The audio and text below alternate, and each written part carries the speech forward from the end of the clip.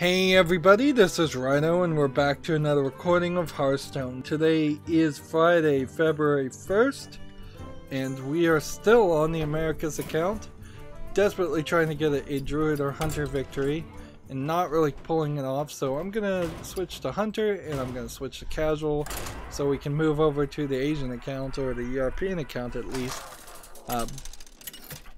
Now, as for news, we've got a decent amount of news, new games to show off and talk about, but yeah, still trying to go for that accelerated experience, and also I'm still dealing with insomnia, so I started a little bit early today, but I'm also starting to feel my eyelids droop a little bit.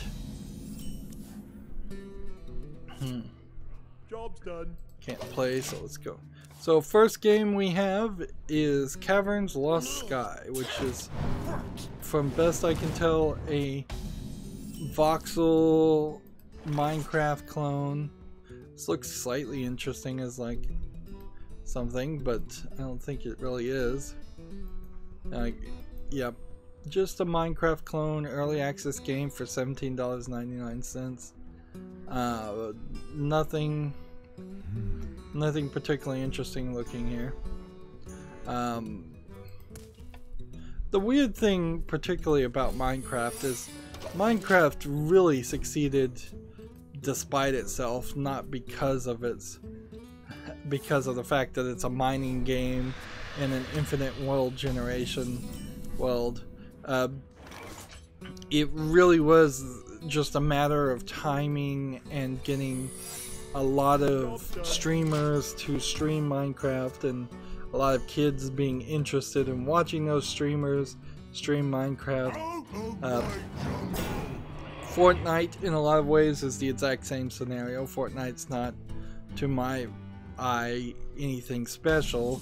It's just that that's where the kids are, and that's kind of all that it needs to be. It's a central hub for the next generation to play.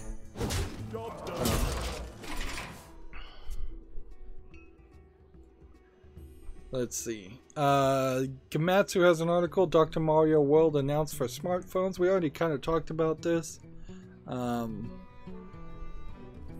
They're working with a company called Line.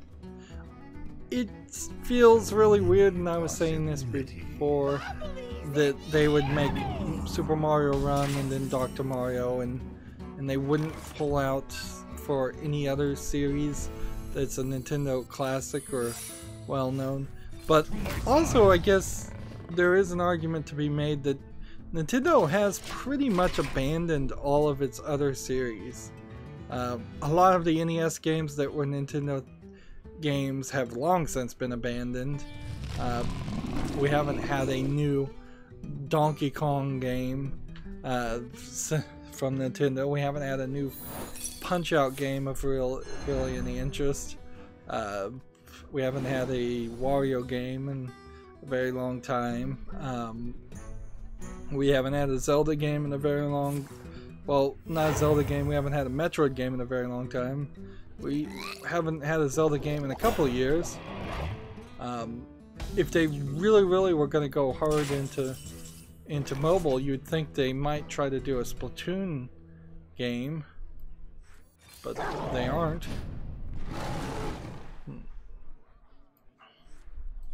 Put that.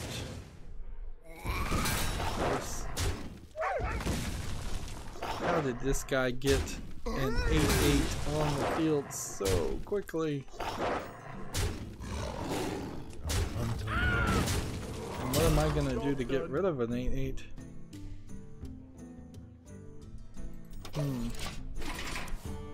But even if you were gonna make a Mario game, I don't know why you'd want to make Dr. Mario on mobile phones. Like, is it really gonna be something like Clash Royale, where perhaps there's reasons why you would play 10, 20... Nah, Clash Royale, I probably play 5 to 10 games a day on Clash Royale, and I'm probably playing it more than most people. Like, I could see maybe doing something like that, but that's kind of it. Have some daily quests, have some reasons to play it. Do the Hearthstone thing. Maybe give some gold to unlock some... I mean, what can you really unlock in Dr. Mario, though? How do you play a mobile Dr. Mario and not be completely done with the game in less than a week? Like, it's playtime. At least Pokemon Go had that aspect in which you were having to walk around and level up Pokemon and do all kinds of things like that. Dr. Mario doesn't have any of that unless the Dr. Mario world is just completely not Dr. Mario at all. That might be it. It might be that it's Dr. Mario but not like the previous Dr. Mario games at all. There really hasn't even been a new Dr. Mario game. Like the NES version came out, there was like a Game Boy Dr. Mario, and I think that was it. I don't think there was a Super NES Dr. Mario. I'm fairly certain there wasn't a Nintendo 64, GameCube, or Wii version.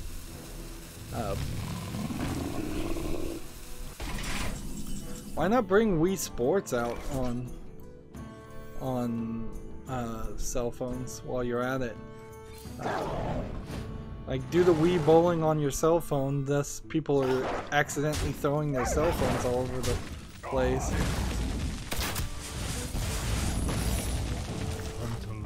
That would be funny.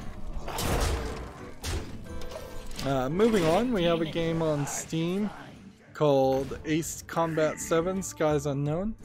At least one person who reviewed, one quote-unquote professional games journalist who played this game apparently did not play it on expert controls, which seems to be the way you would actually play the game, and the simple controls are just for people who really don't want to play flight simulator games. And then they reviewed the game badly because they didn't like the lack of control and options, and it's like, well, you played it on simple. Wow, I was not expecting Ace Combat to have so much well animated cutscenes. I'm almost half sold on this game from this trailer. Like, I was not expecting there to be characters and people.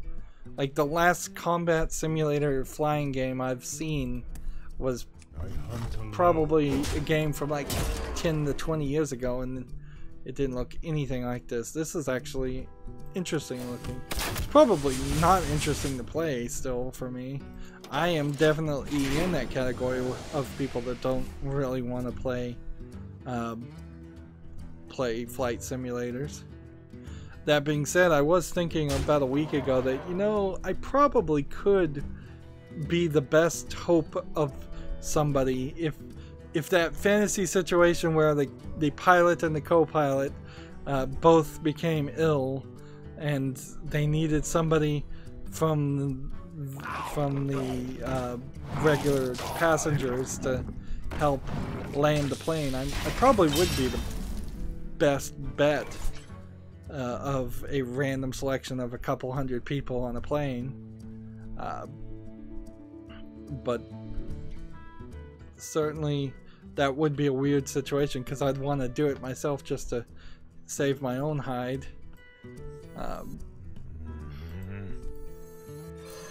But I probably very possibly would be like totally inept at it too and end up killing everybody. Getting back to Ace Combat 7 Skies Unknown, it's mixed reviewed right now, so doesn't seem like people are having a great time with this. I think kind of I would like to play a dogfighting game with simple controls. Like that would be okay by me. $60 unless you want to get the deluxe, and then it's $85. It's not surprising that there's a bit of premium here because, yeah, why not? Very few people this is a niche game, so they're gonna try and get as much money as possible. Let's see what the negative reviews are. Let's see. Let's kill this one.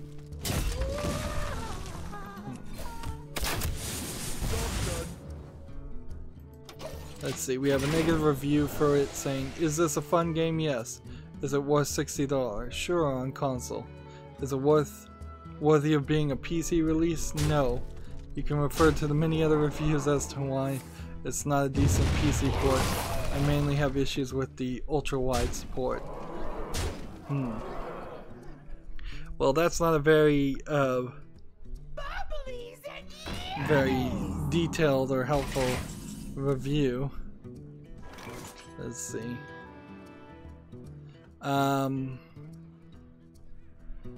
No 4K, no support for my joystick, no 21:9 support.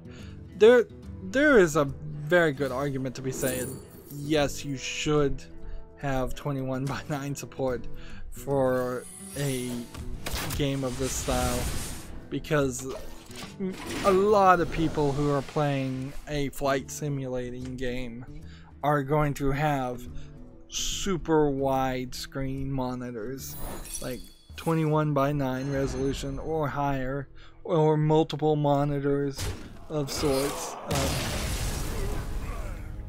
Let's see.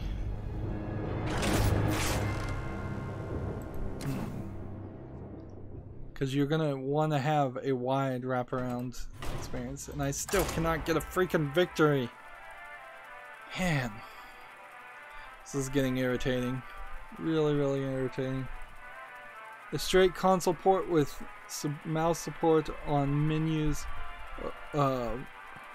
without mouse support on menus or support for peripherals like flight sticks in a flight game wouldn't have been acceptable a decade ago.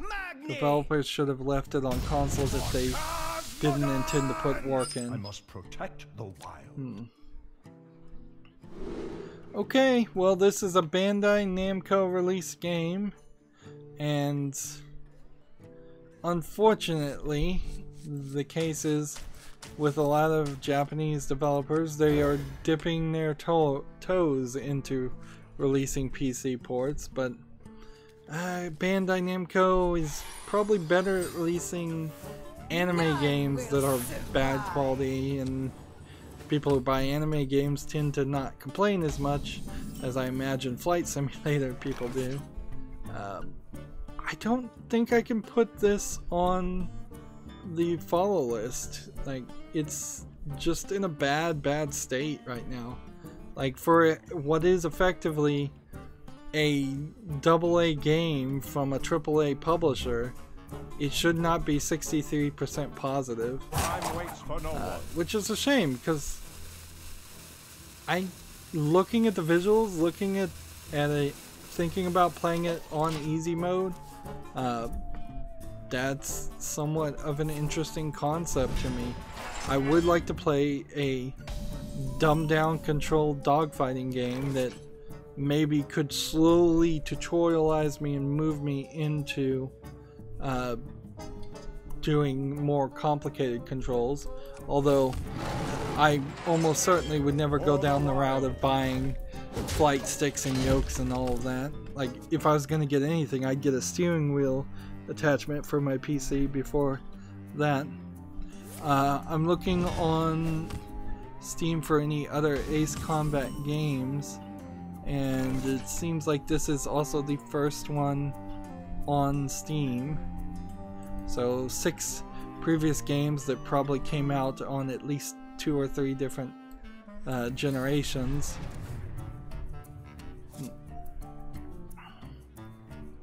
Let's see. In return. So yeah, Ace Combat not making it to the follow list. It's a shame.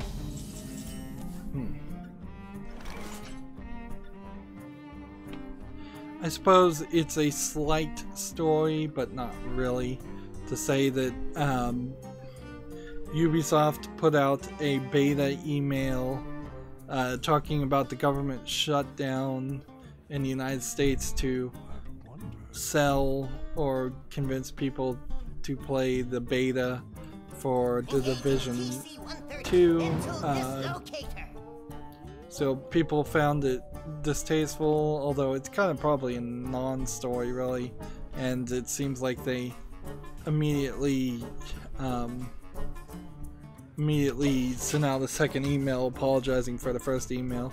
So to me it felt like what they either intentionally did this to cause drama so people would be interested in the Division 2, which is very possibly the case, or what happened is they were thinking about sending out an email like that, and then they decided let's not do that, or maybe they were going to do that but then they changed their mind after it had already been sent.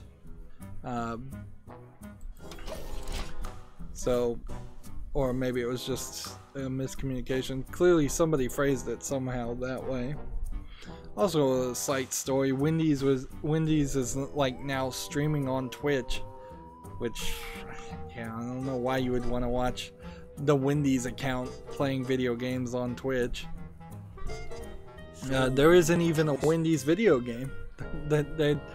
There's Burger King video games. It would make a lot more sense if Burger King on Twitch was always playing Sneaking or one of the other Burger King tie-in games.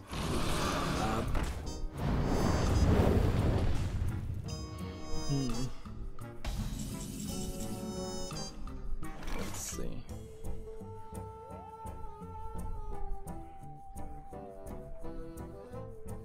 If you can we cast a spell that costs 5 or more?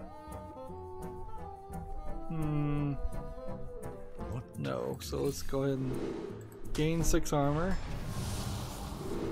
I'll do 4 and then gain more armor, and then I'll do 6.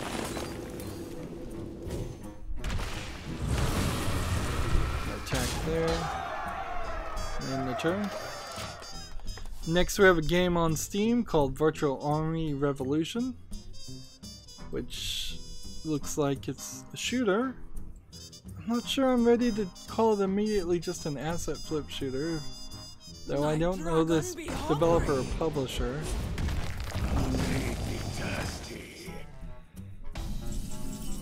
Early access $9.59. Let's see if this developer's made anything else. No. And is this VR required? No, but it is multiplayer only, so I can eliminate it from my consideration because it's multiplayer only. That being said, Virtual Army Revolution does not look so bad that I can immediately dismiss it as a potential new kind of game. Although the field is really tight there. Like, if you want to play shooters, you gotta question, should you be playing Rainbow Six Siege? Should you be playing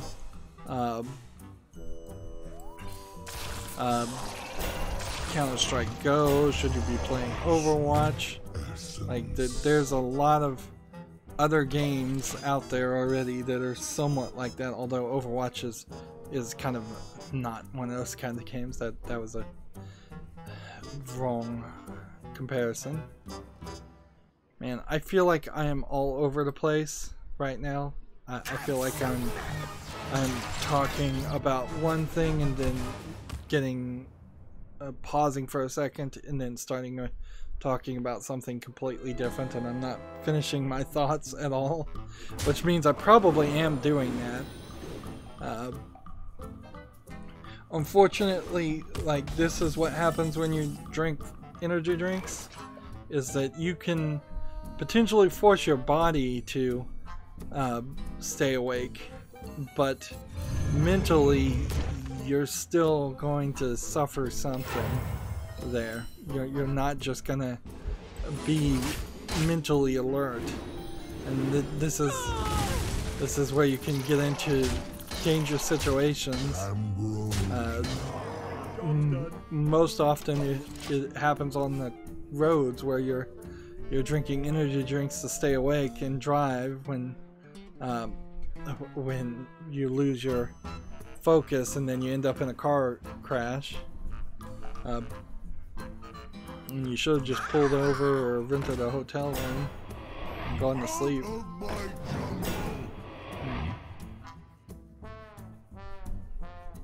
Yeah, I don't know what the state of sleeping in your car on the side of the road is these days in the United States. It might be hugely frowned upon, even if it is the safest thing you could do in that situation.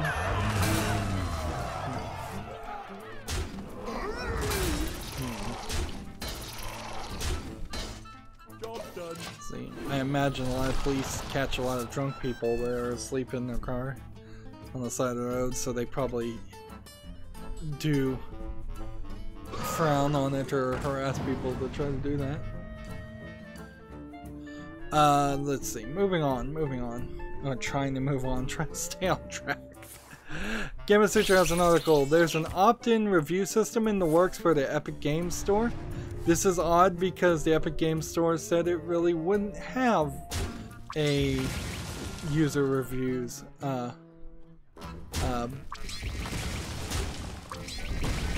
Let's see. But apparently some games are going to be able to opt into it. Meanwhile, allegedly, from what I've heard, Bethesda is deleting on their own forums people complaining about the most recent patch to Fallout 76 that seemingly reintroduced bugs that had already been patched out. This was like one of the major complaints from people on Steam, that game developers on Steam, was that people come on their game page and then complain about the game not being good, or go on the forums and complain about the game not being good, and these bad game developers that don't know how to handle negative feedback want to be able to delete those reviews or delete forum posts. Let's see. We have Martin Partikanov on the chat saying hi, and then really question mark. Yeah, there's been quite a few game developers. You can look up Sid Alpha on YouTube, Dirty Devs series, and quite a few developers that have cried out for, or directly asked, or even directly tried, and sometimes even succeeded on deleting negative reviews and comments on their games.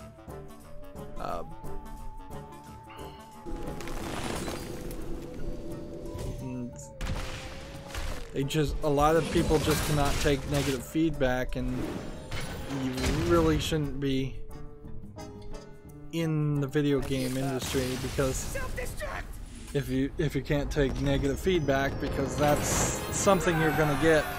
You really shouldn't do anything public if you can't take negative feedback. If you just want to be a starving artist who never sells any of your paintings or books, you can do that, but if you're trying to make a profit, you're gonna have to take the good feedback with the bad feedback. Let's see.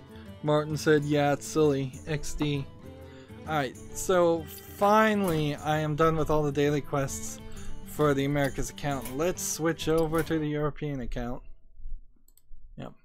It'll be interesting to see if Epic's game store ever actually becomes anything where there really is a lot of people on there, and we'll probably not, for at least the first year, get any kind of numbers as far as what the actual user base on the Epic's game store is.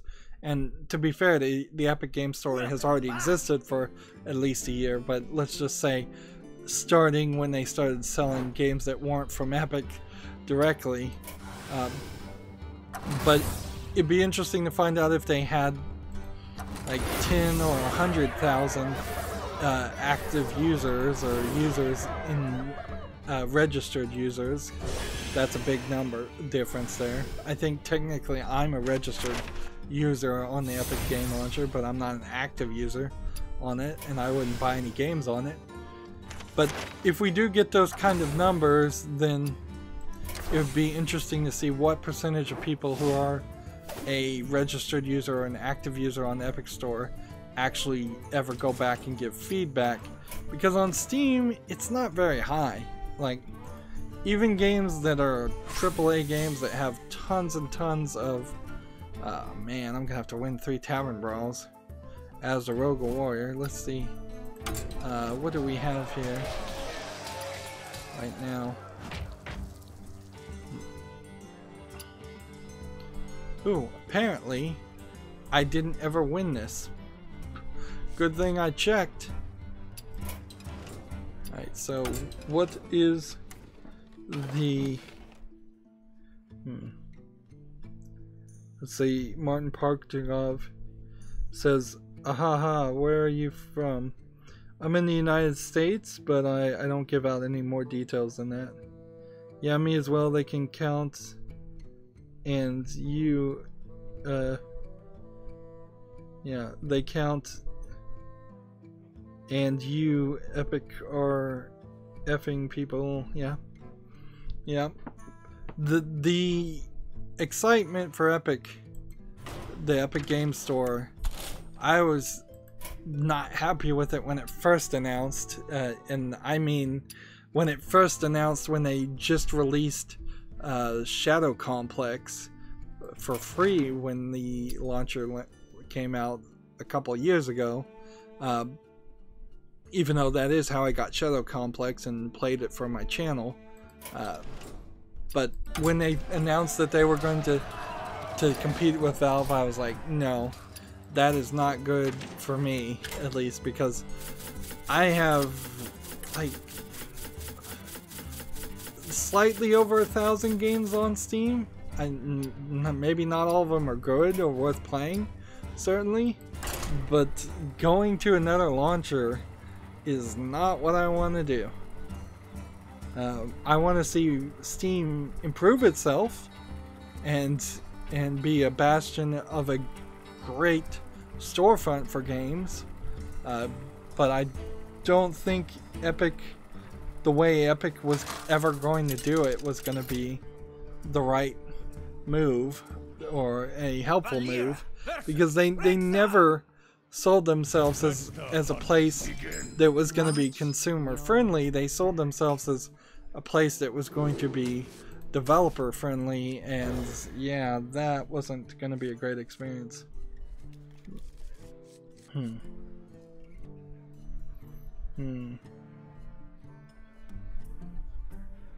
Yep. None will survive.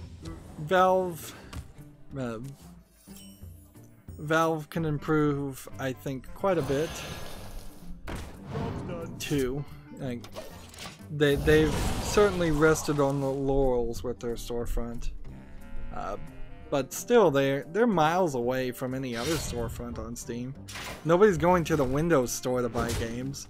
Very few people are getting their games through Amazon.com with directly, in a way where you're not just ending up with a Steam code anyways, or the Amazon Twitch launcher now. That's not caught anybody's attention. Nobody really wants to use Uplay. Nobody wants to really use what's the other one? Origin. There's just far too many of these services, and none of them have been anywhere as good as Valve Steam's store. And basically none of them have offered major sales to compete either. Let's see. And of course there's also some greediness there. If I have to potentially look at a different storefront to do my news that I cover, where I'm looking at every single game that comes out on Steam, if I have to look at every single game that comes out on Steam and the Epic Store and 5 other stores, I don't have an easy way to do that, so that that becomes more complicated. Let's do this and this. This guy's toast. And this, and then return.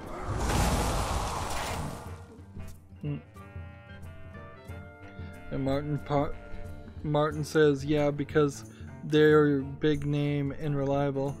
I mean, Valve, if Valve is a big name, yeah.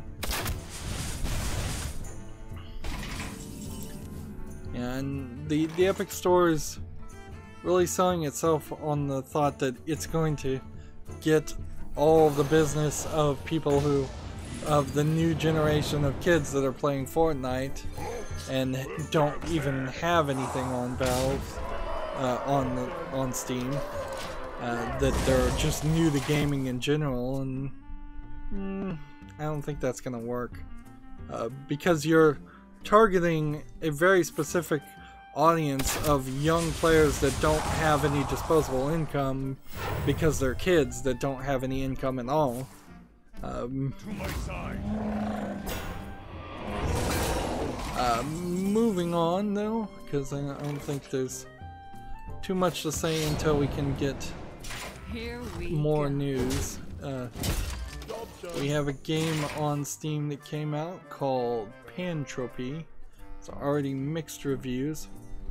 It looks a little bit like an asset flip shooter. This UI looks pretty generic, and I don't know why a shooter needs like these boxes at the bottom to change into different skills. Kind of looks like a Halo clone with some of the graphics. Like that looks like a Halo ship. Yeah. I'm not seeing anything here that's really too interesting in the mixed reviews for this early access game for $17.99 discounted. Traveler. Yeah, that's not going to make it to my follow list. That's not good enough quality. Let's see.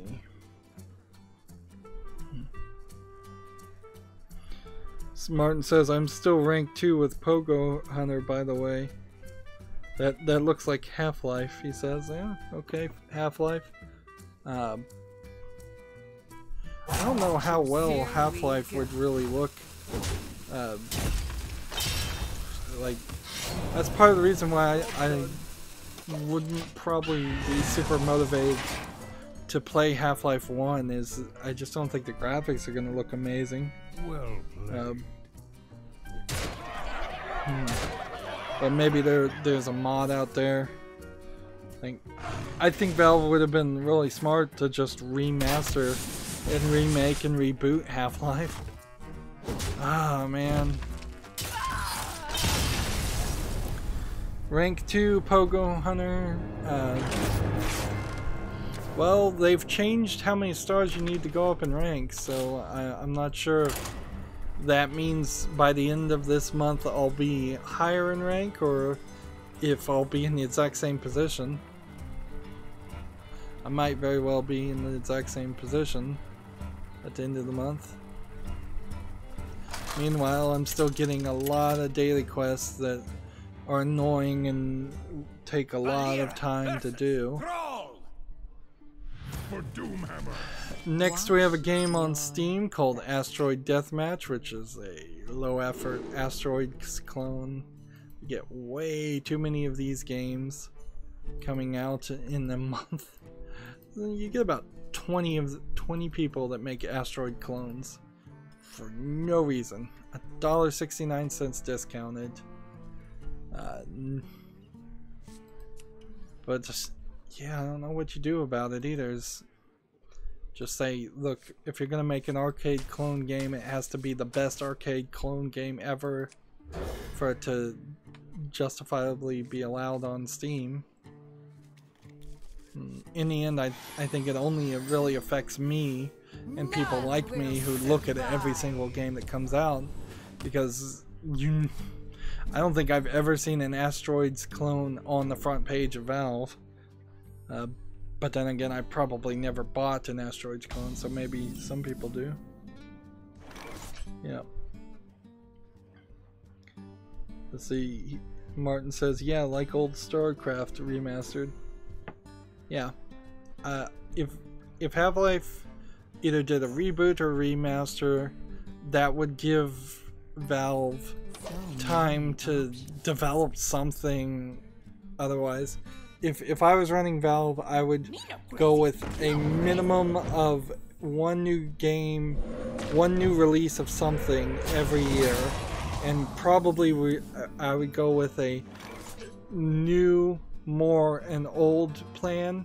So if you're gonna make 1 year, you're gonna release a game that's a new IP, so just a whole new series that's not connected to any previous Valve universe. The next year you're going to release a more IP, so it's going to be a sequel to some Valve universe game.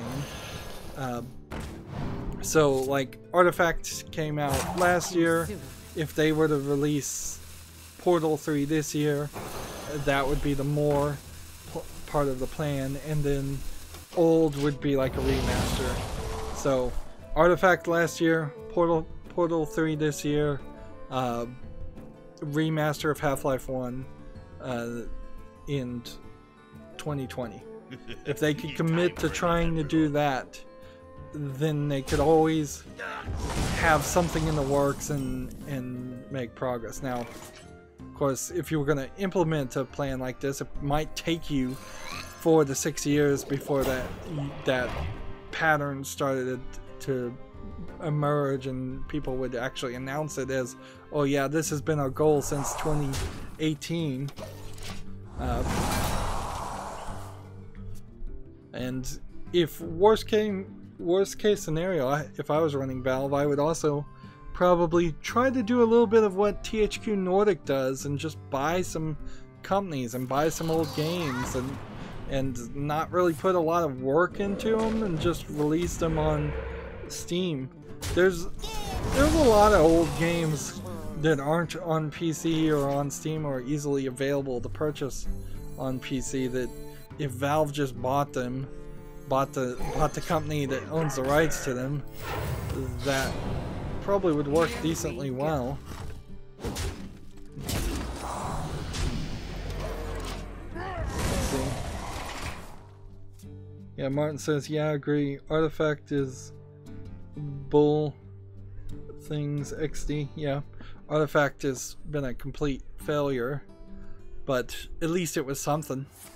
Like, take all the years in the previous decade where Valve has not put out anything in that year. Like, if they put out something like Artifact every year, at least you'd know they were still trying. Maybe they would have hit on something that was successful.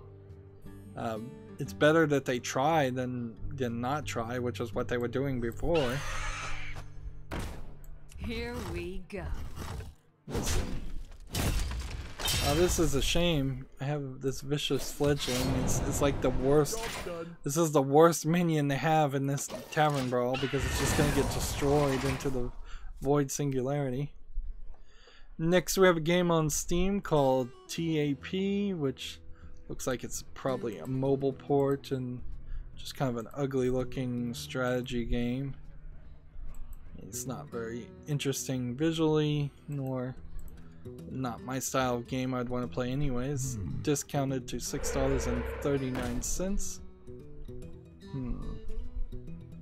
I almost wonder if this is a re-release of an older game. But I don't know.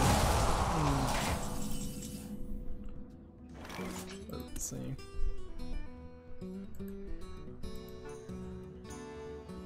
Let's see, what can we play now? If we play this, we could do this, and we could attack this and do that. That's probably not the best move. Let's see.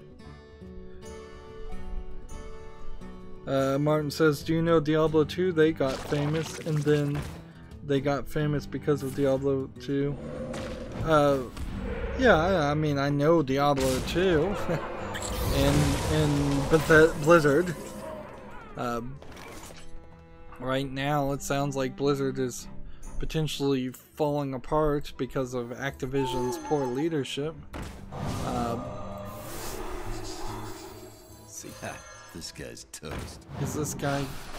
Can I potentially do enough damage here before I lose completely? But Diablo 3 was not as well received as Diablo 2 was, and Blizzard, even I think before they were acquired by Activision, kind of failed to continue to make their Warcraft series continue to come out. So like, I really would like to see them come out with a new, not World of Warcraft game, but just top-down strategy Warcraft for 2019, and then potentially make a new StarCraft game, StarCraft 3, and kind of go back to their hits, but I doubt they're actually going to do that. And I would argue, like, Warcraft in the same way was, for a previous generation, the thing that made Blizzard popular. Martin says, yeah, and they keep ignoring the old game, and they said, Diablo 4 for iOS and Android. Yes, they keep failing. Yep. I don't think they said Diablo 4 for let me see if I can switch this around. I don't think I'm gonna win with that deck. Let's see what my warrior deck is. They said Diablo Immortal was going to be a new game for mobile, but then they had no real announcements for Diablo 4 because they kind of canceled that announcement at the last second at BlizzCon. But they also have said that they have like 5 games in development for mobile, so it seems likely that there is a mobile version of every franchise they own being developed, and that Blizzard is not really in focusing on making more PC games. The best case scenario, and this very possibly will happen, is Blizzard will somehow get away from being Activision Blizzard. Activision sells them off, or they buy their own freedom, and then when Activision's no longer in charge of them, maybe they can set themselves on a better path and right the ship. But also, so many people have left Blizzard at this point, and so many people have left Activision, that it's more likely that in less than 12 months we're going to hear of a bankruptcy going on at Activision Blizzard, and it just getting sold off in pieces, and there will probably be a few years in which very little happens from these licenses, and it's just going to go in the like quiet mode, and they'll probably sustain World of Warcraft but not really make any new content. They'll probably sustain Overwatch and Heroes of the Storm and all the other games, but I wouldn't be surprised if they just kind of go into maintenance mode with everything for quite a while, as they sort out their things. Do I know the country Bulgaria? I have heard the name of the country Bulgaria. That is as much as someone in the United States is going to probably know about Bulgaria.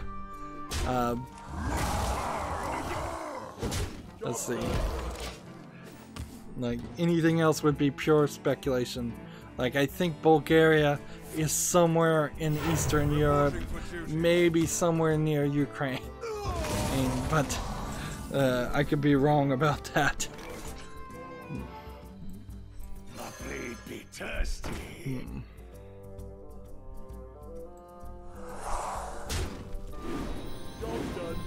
Let's take that. He goes, Martin says XD, yes, nice. Good job. Reporting for duty. We've got a new story from Gamatsu. Crystal Crisis has been delayed to May 28th. This is from the developer Nicholas. It was previously going to come out April 23rd. It's not uncommon for Japanese game developers to delay their games. They seem to really have no problem with delaying the release of their games, which I kind of wish the Western developers would do that more often instead of releasing games that are not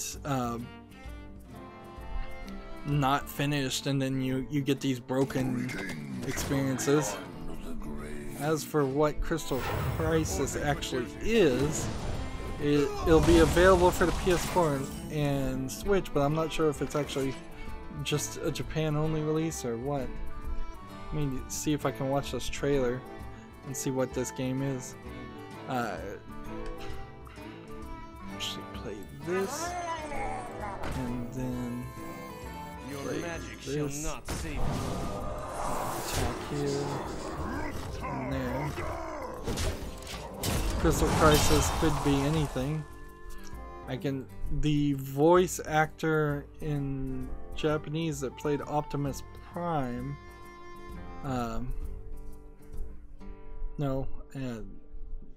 Peter Cullen must have been the English voice actor for Optimus Prime in the Transformers cartoon, is playing one of the characters. Let's see, it's a one-on-one fighting game, but instead of pressing buttons to kick and punch, players arrange falling gems in matching colors. So it's a puzzle matching game. Interesting. Well, the trailer told me nothing of that, visually at least. Like, whenever I watch these trailers, I'm not listening to the audio. I could set it up where I could listen to the audio, but it would just be incredibly distracting if I did. There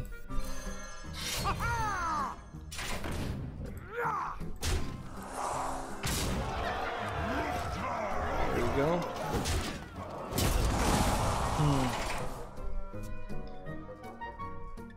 And Martin says, I'm going to bed because it's 1 a.m. here and I'm tired.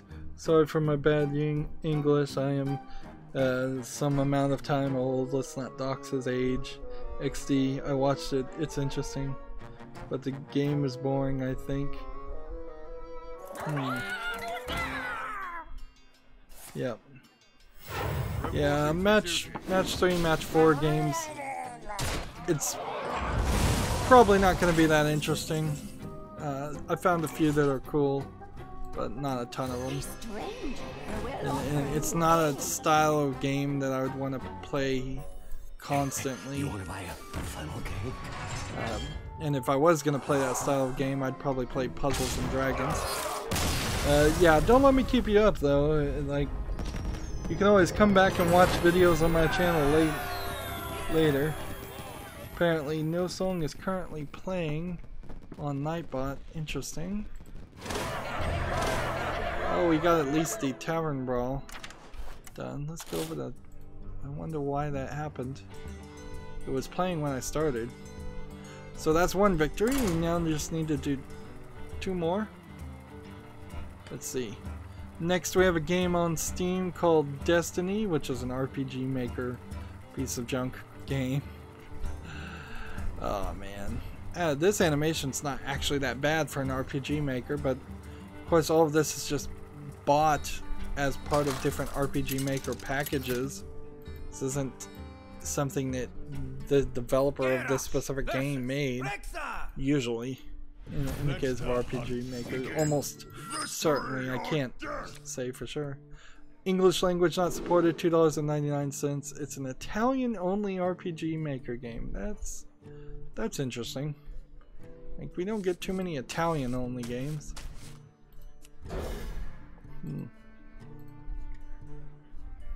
Let's see. Let's see.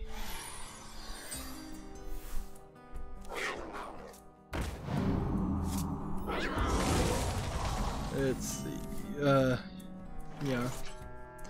Martin saying XD, haha, junk XD. Yeah, it's pretty much what a lot of these games on Steam that come out to is that I don't want to use kid gloves on half of them because they are so bad looking. They really are just like, I don't need to reserve judgment, or I don't feel the need to reserve judgment and withhold an opinion on a game that looks like 1,000 other RPG Maker games on Steam. That's why I call myself a video game critic and not just a straight news journalist.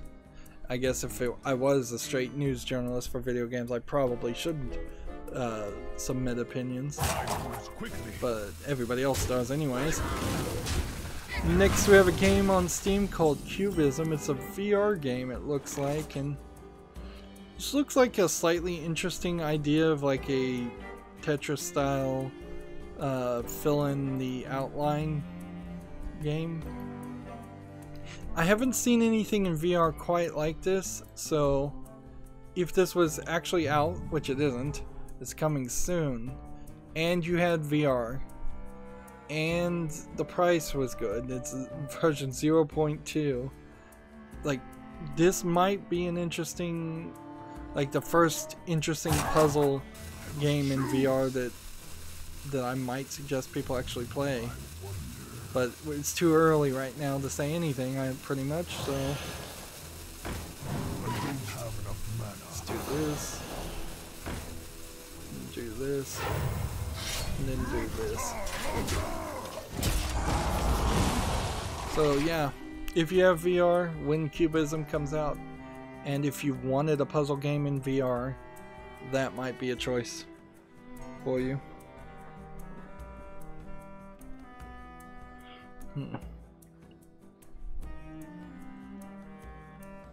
Let's see. Next we have another pretty bad looking game called Dragon Chase, which looks like a platforming game. It is really dark for no reason. Bad animation on the dragon.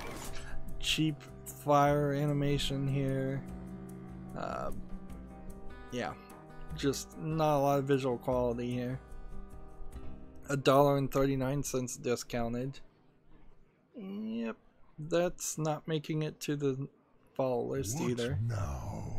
I need to figure out a way to explain what the follow list is every stream. You know what? At this point, I need to just say it's not making it to the wish list, even though technically nothing makes it to the wish list directly, or almost nothing, and instead it goes to the follow list, and then I wait until I see more reports or more reviews on the game and then put it on the wish list. But that's too long and complicated to explain, so I should just say that's not making it to the wish list, or find a different key phrase to repeat over and over again for all of these bad games. Let's see. Martin said, like, there is a game called Counter-Strike Go, and this game is now free because the reason is they want more skins and more money.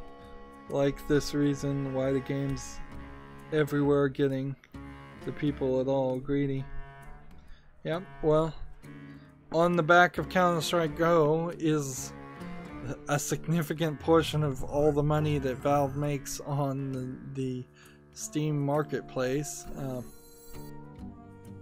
but it's an easy enough thing to avoid too, because you just don't have to play Counter-Strike Go, and that's pretty easy to do. And in all fairness, I don't recall there ever being as much talk about Counter-Strike Go as there is Fortnite. So there's people out there that love Fortnite and do Fortnite memes and Fortnite dances, and people suing Fortnite because they stole their dances. There's people putting out memes that they hate Fortnite and all of that. Counter-Strike Go has managed to just stay in its own little bubble. The worst things, these probably are a lot worse things, is Counter-Strike Go skin trading and skin gambling and skin scams have been going on for a long time. But again, if you just kind of ignore Counter-Strike Go, it's not a big deal. And Valve didn't really make any other games, so it is true Valve with Artifact also seems really greedy, and I think it is probably very realistic to say they are greedy. But they've not been so greedy that every single time I log into the front page of Steam do I get an ad for Counter-Strike Go. If you want to avoid it, you can easily avoid it.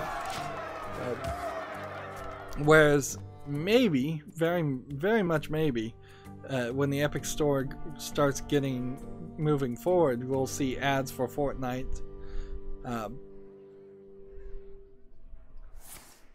So yeah, all the video game companies are also greedy. Unfortunately, Nintendo is arguably become the least greedy of all the video game companies, and that is kind of laughable considering how greedy they used to be in decades previous.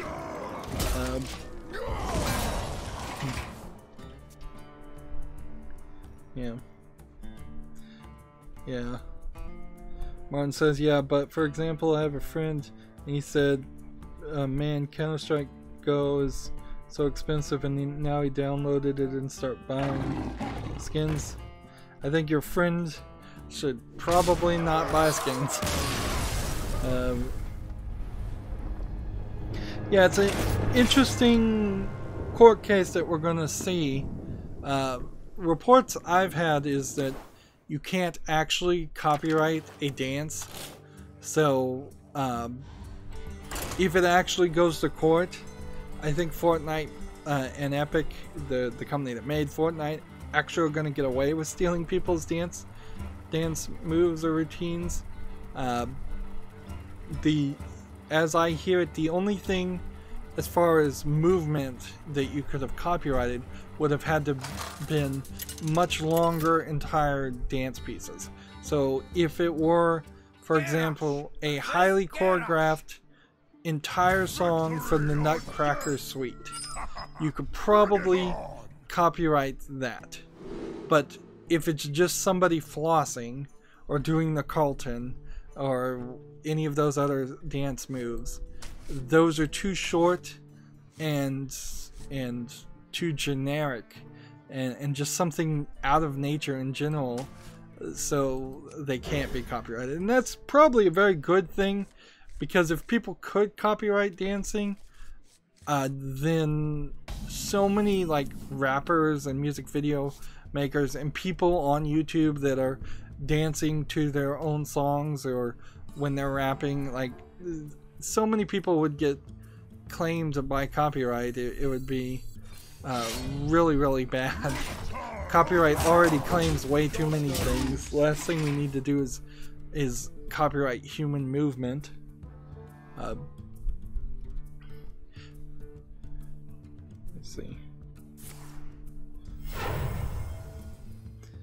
see. Martin says, what's your config? How many frames per second do you get on Dota, Counter-Strike Go, etc.? Yes, copy paste. My configuration hardware specs are down in the description box. It's too complicated to say it out directly. It's a fine computer, and it usually perfectly well succeeds to get 60 frames per second at 1080p, which is all I can really record at to stream and put up on YouTube anyways. You can put 2K and 4K videos on YouTube, but you'd have to have incredibly good internet speeds that I don't have, so that's not a reasonable goal. I have a GTX 970, which is kind of a defective video card, and I would like to. I'm probably gonna get like a 2060 RTX or maybe a 27 RTX. I'd like to get like a 1080 Ti, but I don't think they make any more of those, so I'm probably not gonna run into an opportunity there to do that.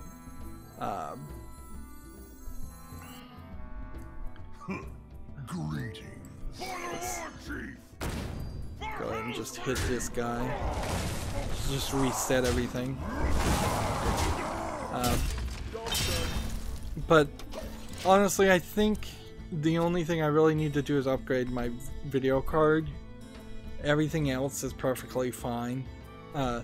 Also, I'm not really playing the newest of the newest games, and so most of the games I play are pretty old, or at least 5 years old, and they run just fine. Or if they don't run fine, it's because the game is just a bad PC port anyways, and so it doesn't matter what you have.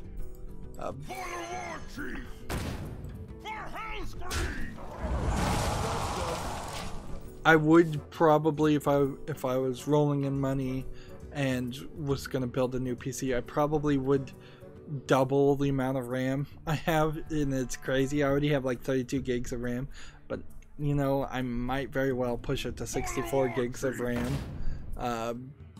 Hard drive space is always a problem, but the one thing that I would need more hard drive space for would be to back up my videos somewhere off of YouTube or Twitch. Which, yeah, my automatic backup that I was using to Twitch is gonna stop working. There's a chance actually my YouTube will stop working because they're shutting down Google Plus, and if they shut it down the wrong way, that would be a nightmare. But if I was to back up the 6,000 plus videos that I have on my YouTube channel, then I'm gonna need probably 4 or 5, maybe even more 12 terabyte hard drives just for that. And that's a lot of money for a YouTube channel that's not even monetized anymore to commit to. Let's see. I gotta lose again.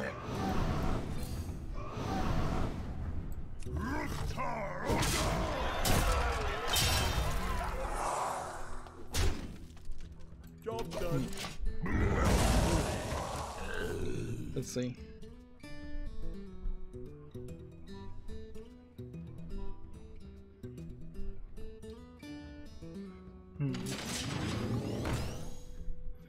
Martin says, "Don't speak. Look at the internet in Bulgaria." Yeah, I imagine it's terrible.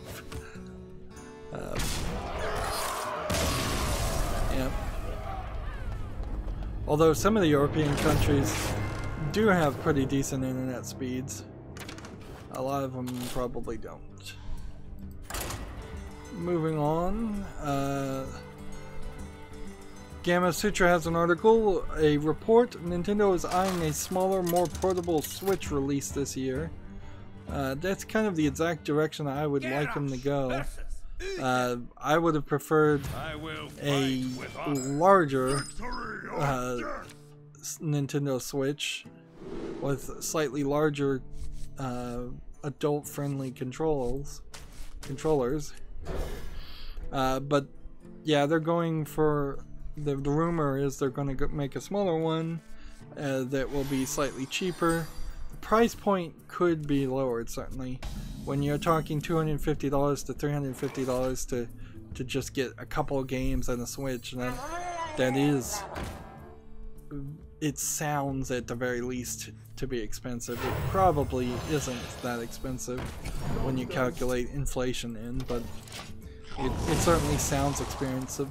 And Nintendo consoles in particular have to be a little bit cheaper because you're usually trying to convince parents of like new parents of young kids to buy their first consoles, whereas a Xbox purchaser might be an adult who has had previous Xboxes. Is more likely to be an adult who had previously purchased other Xboxes. So a higher price point for an Xbox One X is a little bit more reasonable.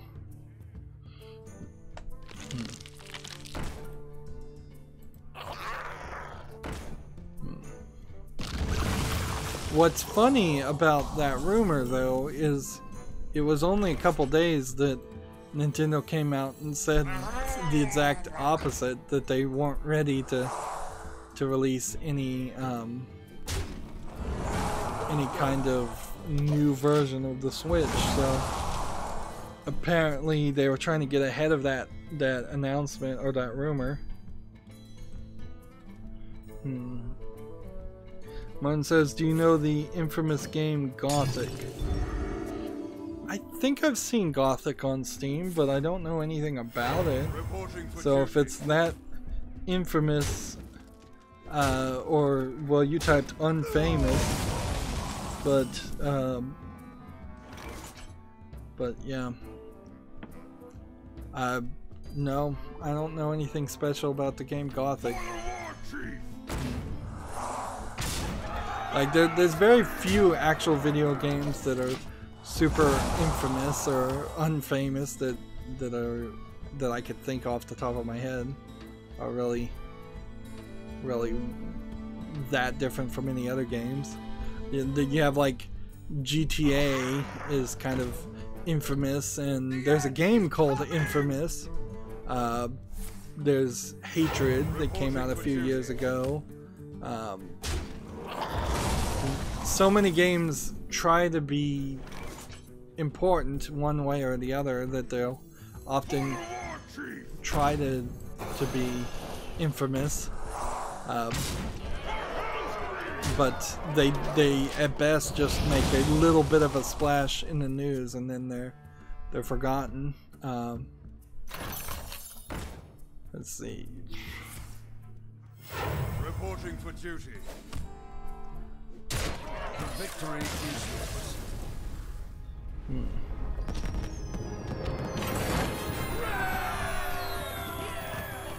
Right, that's the second victory.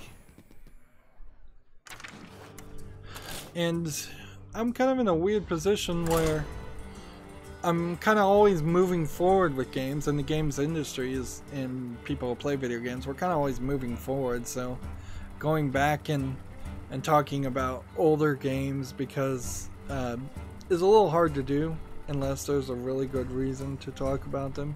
Most people that play video games never look back, they're just always forward. Unless it's from a nostalgia perspective, like people will look back for Halo because they enjoyed playing Halo.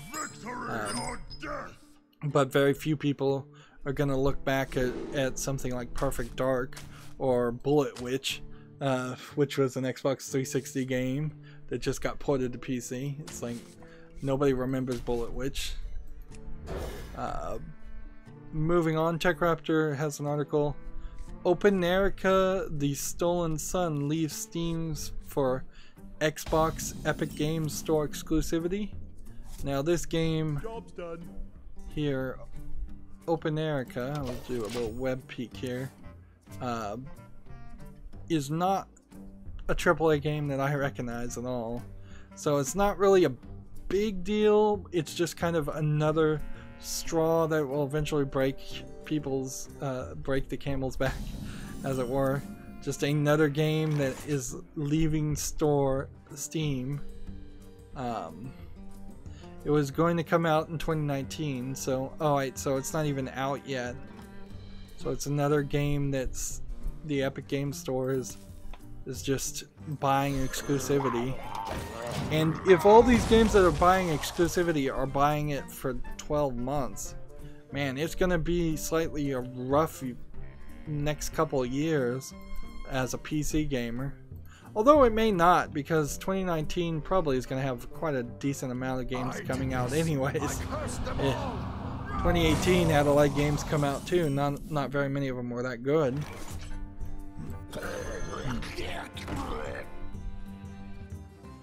Let's see. Martin says, I'm on a basketball training next morning, so I should go to bed. Yeah, you should go to bed. Go to bed.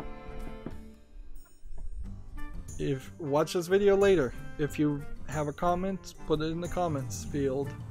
I'll respond to it then. As somebody who suffers from insomnia all the time, the last thing I want to do is make people stay awake.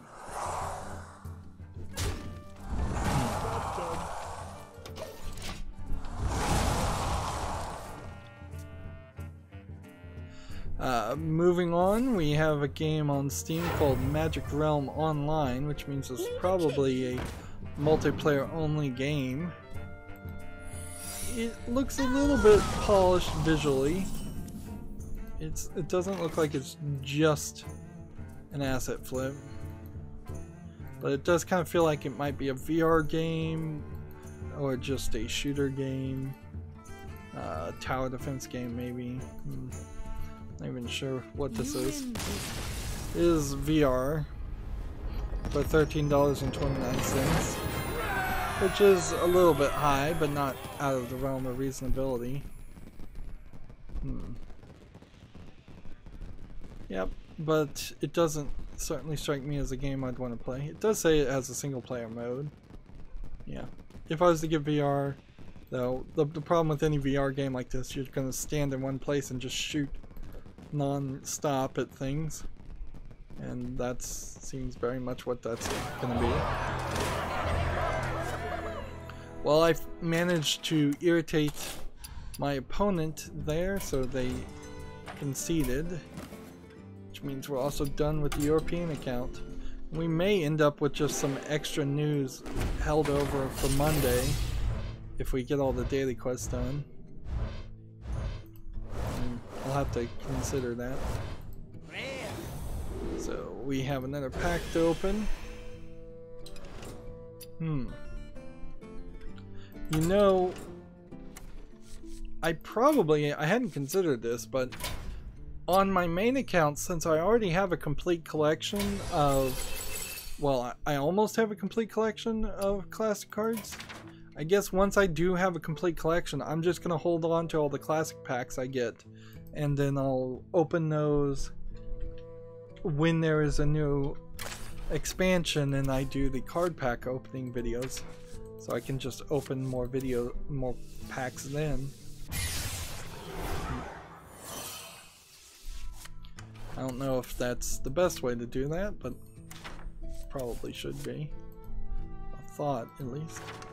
We had a new card back. Did we get that new card back? Yeah, we did, so we'll make that our new favorite.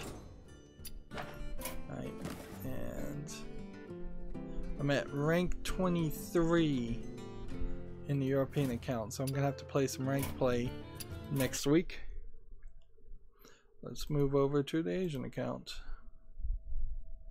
and launch.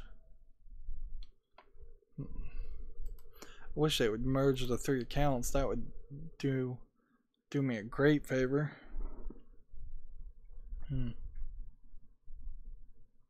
Martin said, "Bye, man." Okay, thank you. Yep. Gather Okay, round, you're welcome. everyone. The fun's about to start. Let's click on this. Open our rank 20 chest to get. This might be a new card in golden form. Interesting.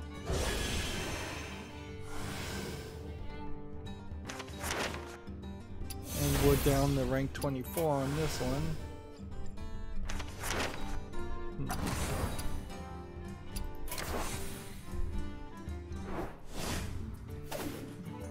Challenge a friend and play 6 cards. Use your hero power. Wanna double check to make sure I've won one of these tavern balls already. Let's come over here and spectate this guy and see how close he is to being done with the game. Yeah, he's not particularly anywhere close to finishing that game. So let's just come in here, play Hunter because that'll use our hero power, I think, and hop in. Meanwhile, we have a game on Steam called Dealer's Life, which looks like MS Paint graphics. Clearly this is a troll game. I don't think Valve would actually really care about the fact that there is a portal turret in their game, but they might be upset in a game that seems like it is probably around drug dealers. Yeah, and there's a lot of video game references in here that probably fall under parody just fine, but I'm not sure people would be happy with the association. $6.29 discounted is a really expensive price for this game that's basically a troll game. Now I assume this is, well, it says Dealer's Life, but it doesn't actually seem like you're a drug dealer. It seems like you're a pawn shop runner. So maybe the name is deceptive there. Although that's an interesting question. How many people that run pawn shops are also dealing drugs out of the back of them? I bet not that many, but mistakes were made. Well, next game we have on Steam is Prey, spelled P-R-A-E-Y for the gods. Now this was one that's been given a lot of hype, so people were kind of expecting this one. It's spelled P-R-E-Y here, so it seems like they either misspelled it or they had to change the name at the last second.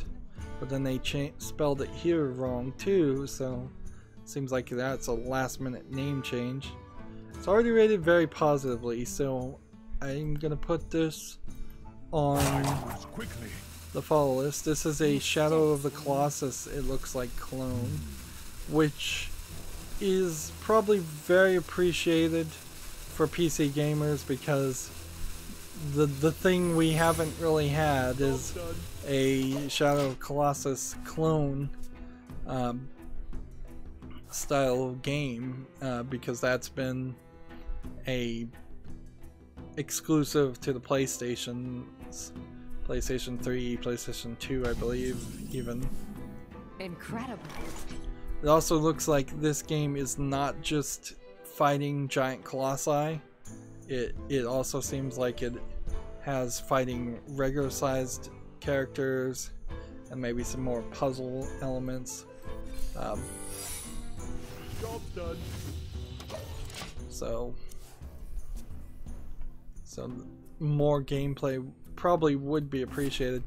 The recent remaster and re-release of Shadow of the Colossus was did have a slight Easter egg added to it, but it was basically nothing else had changed for what was 10 to 15 years difference between the original release and this one. Pray for the Gods is early access and it's discounted to $25.49, so you're paying quite the premium depending on how long this game is. And this game does run the danger of using up all of its goodwill and hype in this, it says it's 0.5 version. So it very possibly could be a case of a game that's not going to be remembered or be interesting by the time it actually comes out in full release. And that is why I have the follow list, is I don't want to play any early access games. So this, if this was a finished product and it was rated very positively, I'd put it on the wish list.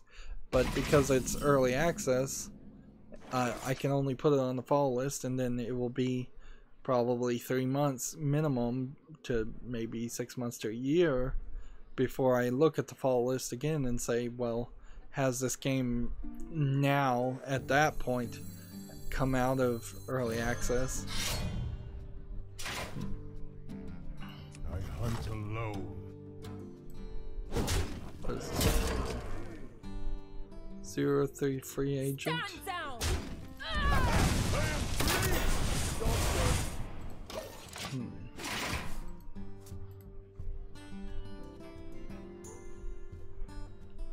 Let's see. Next we have a game on Steam called Card Adventures, which might be good, might not. It looks like it's a Hearthstone clone. The animation here is not terrible, but the problem with any of these card games is they are being held to the standard of the level of graphics of Blizzard with all their money and time and skill, or talent that they at least had at one time. So, yeah, attack that. So, Card Adventures, maybe good, maybe not. I'm always looking for a new card game that might replace Hearthstone because I have really no love for Hearthstone. It's frustrated me enough for one lifetime.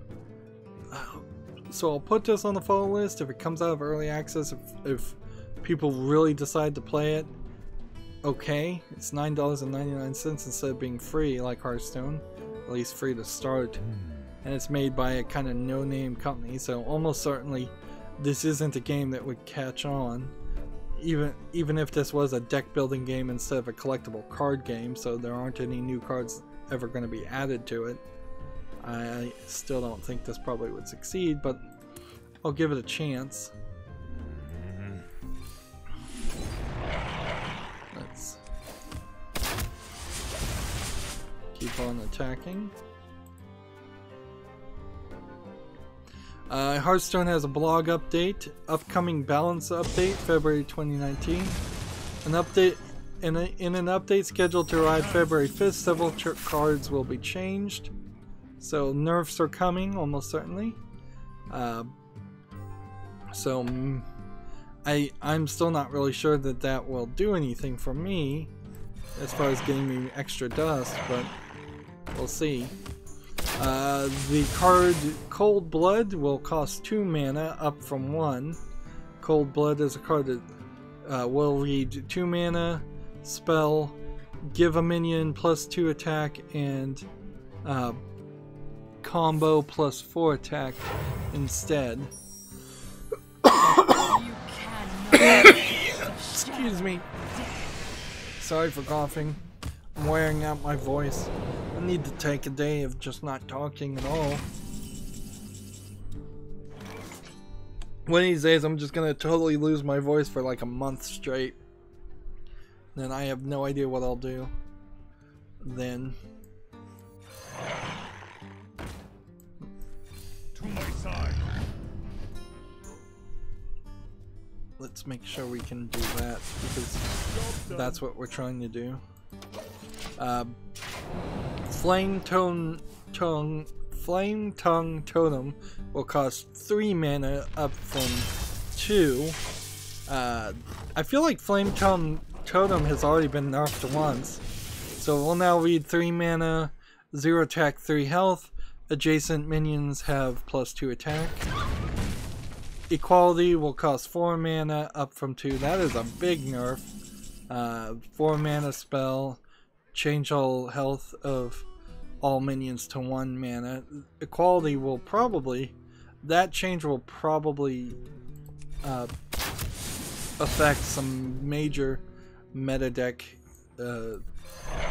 out there, including possibly the one I'm playing for a paladin.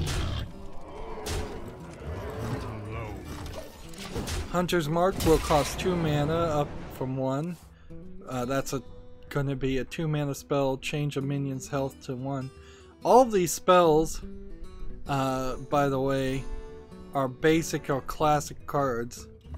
that are getting modified and nerfed, which means, yeah, my complete collection or nearly complete collection on the Americas account of basic and classic cards is becoming less valuable than it was before. The only non-basic or classic card will be Emerald Spellstone, which will cost 6 mana up from 5. So it'll be 6 mana spell, summon 2 3/3 wolves, play a secret to upgrade. Actually, that's the spell card I'm playing right now. To get all these wolves. Hey, we made it to rank 23.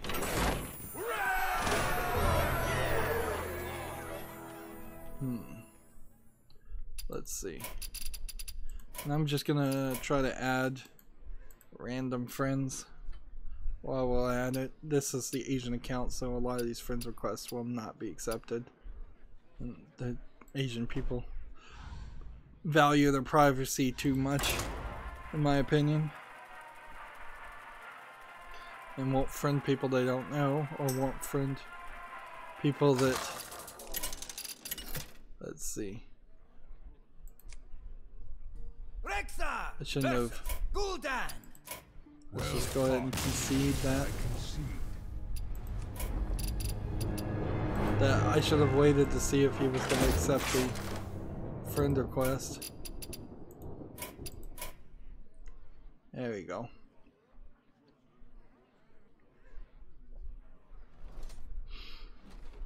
Alright, I want to rematch with the hunter just because that'll work. So yeah, nerfs are coming pretty quick. The only real way, since most of these are basic and common cards, the only real way you would have gotten extra dust from this is if you had just not dusted the extras that you had, or you had extra gold versions, or you're willing to dust the gold versions, or willing to dust the original versions. In the end, you still probably want 2 of these cards. It would be too much of a risk to dust these cards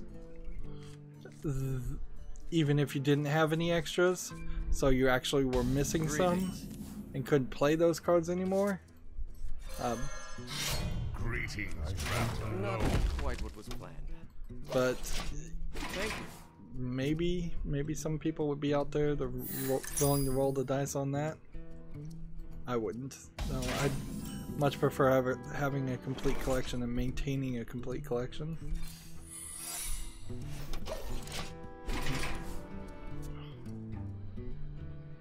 Let's see if I want to show this next game.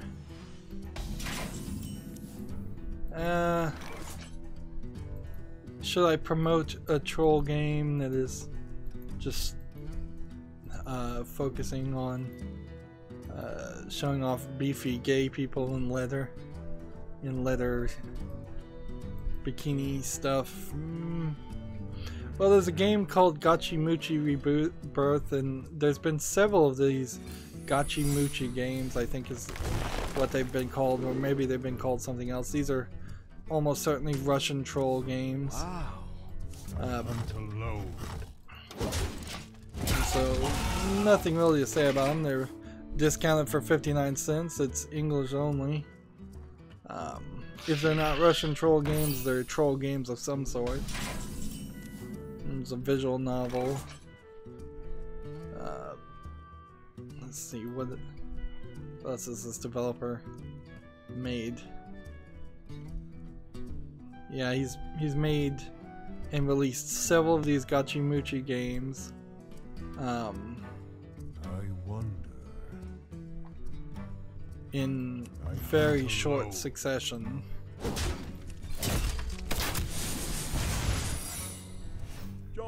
What's weird here is the first 2 games called Gachi Muchi are like troll games of a completely different style. Like the first one has a thumbnail of anime girls, moe anime girls, and the last 2 went with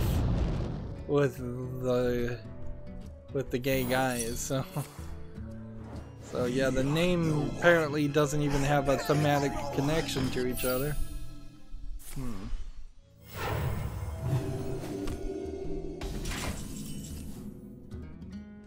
So how this troll publisher developer has been allowed to publish 4 games in short succession on Steam without somebody looking at it is questionable at the least.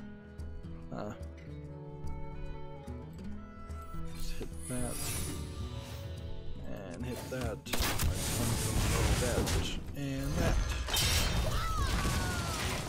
Maybe I could have attacked there. I may have made a mistake there.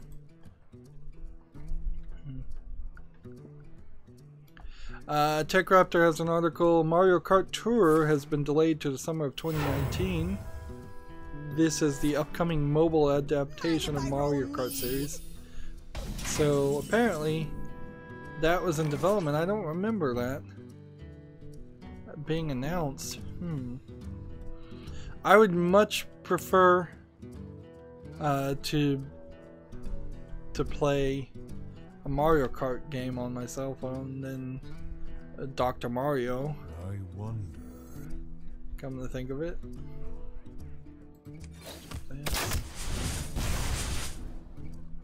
Another face.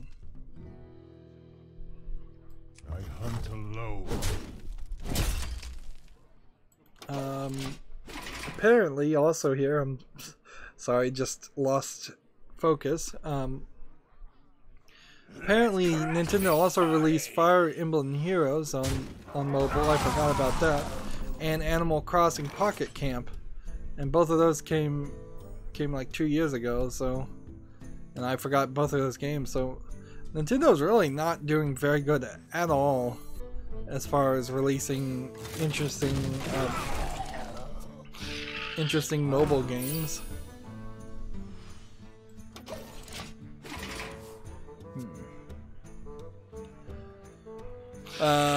Gamatsu has the same article. The Nikkei says a smaller Switch is due out for the 2019. It reportedly removes features to emphasize portability.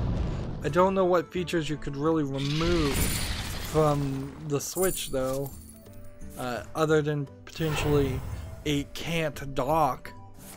It doesn't have a USB port. It doesn't have a headset jack. What other things could you do? Make worse quality Joy-Cons that don't have like HD rumble in them? How much does HD rumble really cost?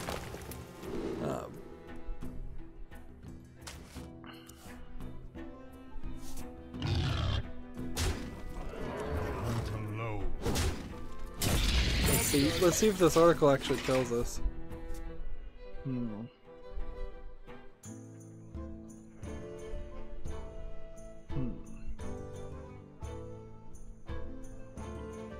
One thing that was suggested when the rumors of a new Switch were coming out originally was the Nintendo Switch has quite a large bezel, black border around its screen. You could literally not change the physical specifications at all and just put a slightly bigger screen on it as an improvement. I think you could probably go back to the drawing board quite a bit on it. With the controllers and everything. I think it's too extreme of a control scheme. That was a bit rhymey.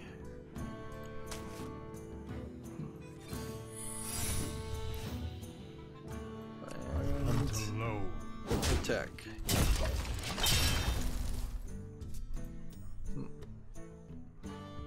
GameIndustry.biz has an article. Early teens gaming online more, says study. 75% of gamers aged 5 to 15 have played online. Well, so what? Obviously that number would have gone up since the last time somebody surveyed kids.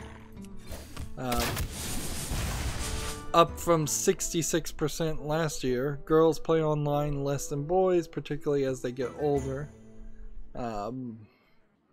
There might be some unfortunate reasons for that.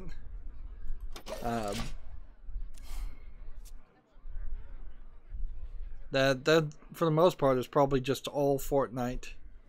Let's see. In this article, as we look in, let's see, 12 to 15-year-olds reported a surge of an hour and a half more each week, which that's not really terrible. Averaging 13 hours and 45 minutes each week now. That's a more reasonable guess. Okay, 13 hours, divide that by 7, that's less than 2 hours a day.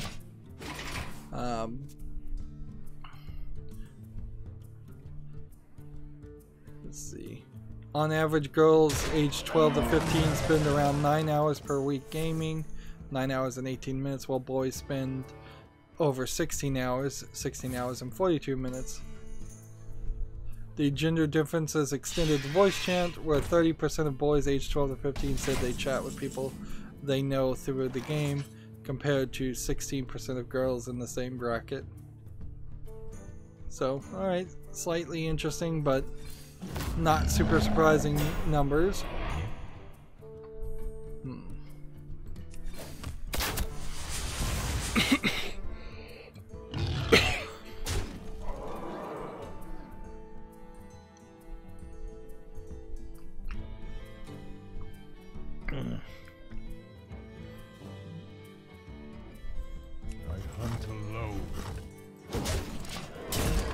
Getting junk in the back of my throat somehow. I don't know how that happened.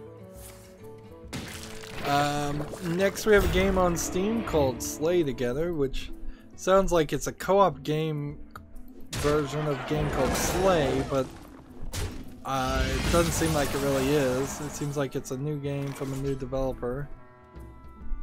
Early access, free to play. It's mostly positive already, but because it's mostly multiplayer focused and it's a free-to-play game anyways, I don't have any reason to put this on my wish list. Also, it does not visually look appealing to me at all. I really have to wonder how many people really are interested in playing a medieval simulator game anyways. I hunt alone. What is this? Explosive trap? Just go ahead and hit it.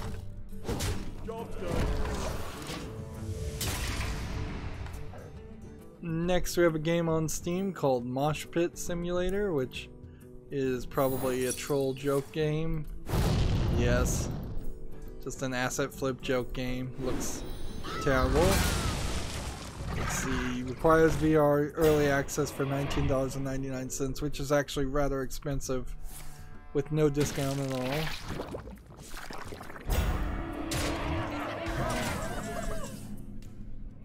Well, I'm seeing the light at the end of the tunnel as far as games, but I wouldn't be surprised if we wrap up before that. It just kind of depends on how long it's going to take me to finish the rest of this daily quest. Let's see. Next we have a game on Steam called Warbital, which looks like it's some kind of orbit-based player versus player game. Kind of like a space battle simulator where you actually have to care about flying and orbiting. The idea in general is kind of interesting, but I think you'd have to spend a lot of thought and programming on it to make it an actual good game. Or this is very possibly an idea that in practice just could never actually be good. It's discounted to $16.99, which is pretty expensive, and just looking at it, it's still not something that interests me. It's rated positive. If you like space shooter games, this might work as a arcade style version of that, but I don't like space shooter games, so that becomes part of the problem.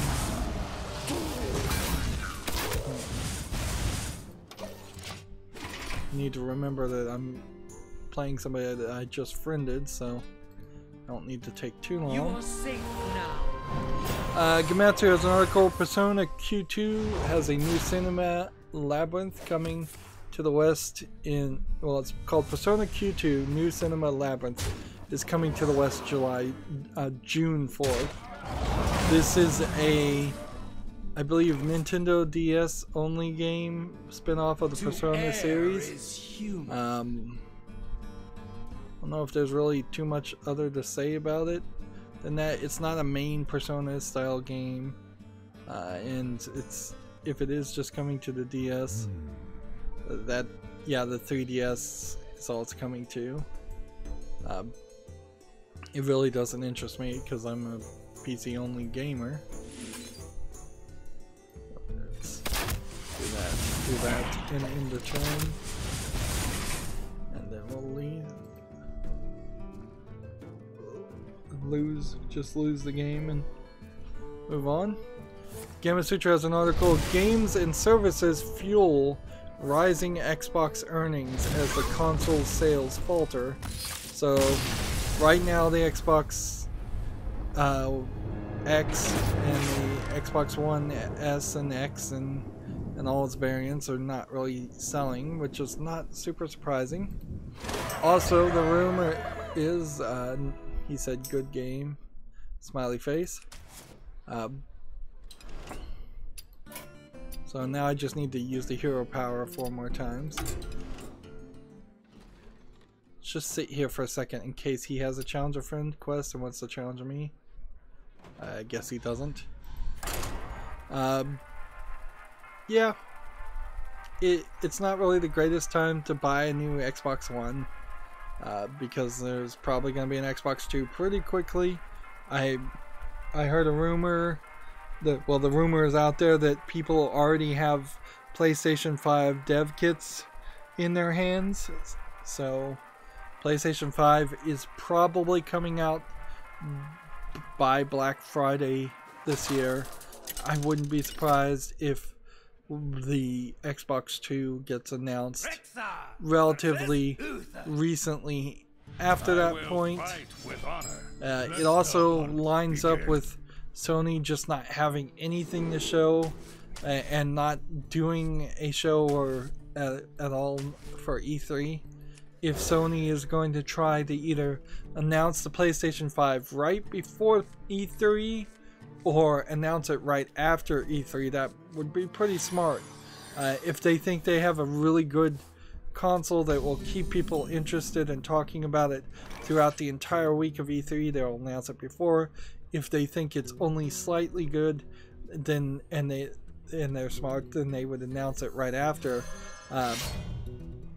Quite frankly, it's pretty easy to convince people to forget about everything that happens at E3, because so much happens that unless there's one standout, very important announcement, it just all blurs together. Even like hours after I watched all the E3 streams and conferences and announcements this last year, I had forgotten half of what had been said. I hunt alone.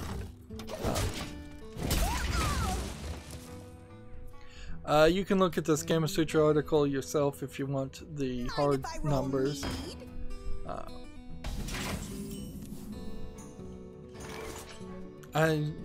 It's kind of hard to tell when would be a good time, just economy-wise, to release a new Xbox. That they really are just stuck with competing with Sony and Nintendo.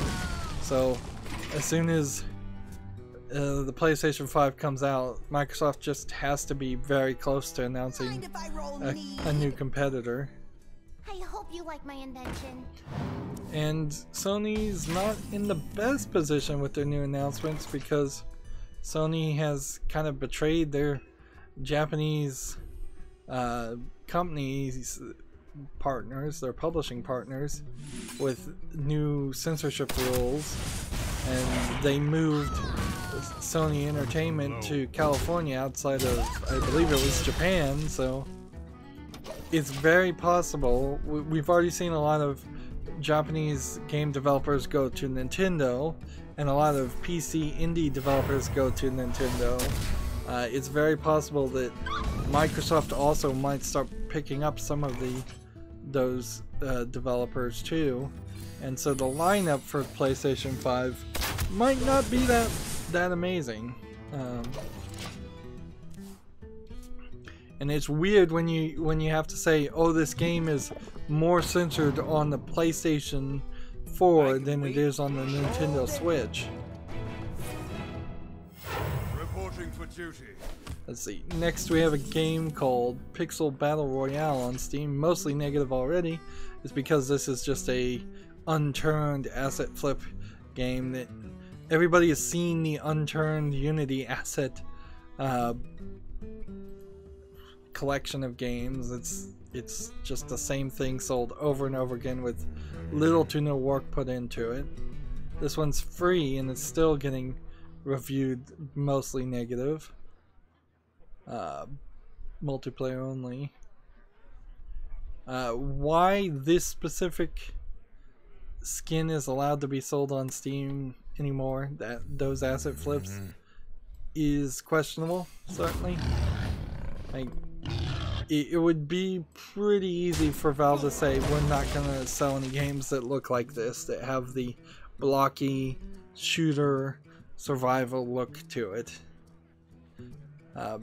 But then again, Valve said they didn't want to be the tastemaker, and mostly they said that out of laziness and just simplicity's sake, I think. But if they're gonna stick to that, I guess we're gonna just continuously get games like Pixel Battle Royale. The good news is very few people make these games anymore because it's not effective. Everybody's seen these asset flips before. They are the thing that probably defined the phrase asset flip.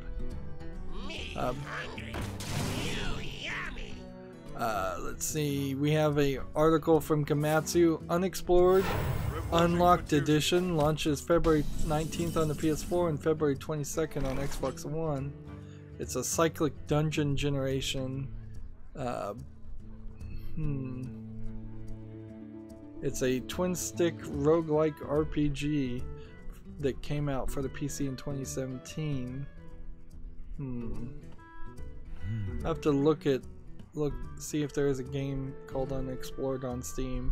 It doesn't look particularly interesting to me, though, for this one screenshot. That's pretty boring looking, although for a twin-stick roguelike game, that is a different animation style than what you would normally expect. Let's do that.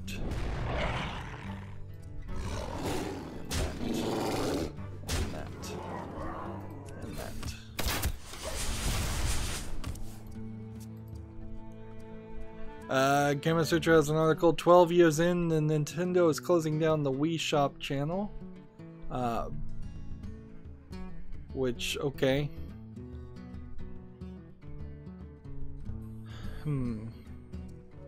So if anybody was still using the Wii, you can't use the Wii Shop channel anymore.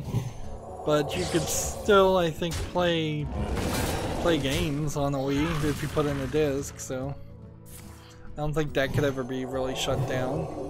You can always hack a Wii for, I don't know what the state of what you can run as far as hacked Wiis are this day, but I imagine it's pretty much anything. You probably could plug in a external hard drive and have the entire Wii collection pretty easily. There were a lot of Wii games, but hard drive space is not that expensive these days either.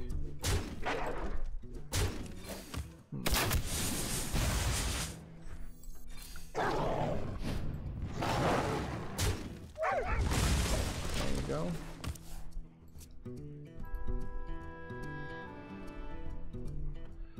Next we have a game on Steam called Bleep Bloop, and this looks like it's a slide puzzle game. Reporting for duty.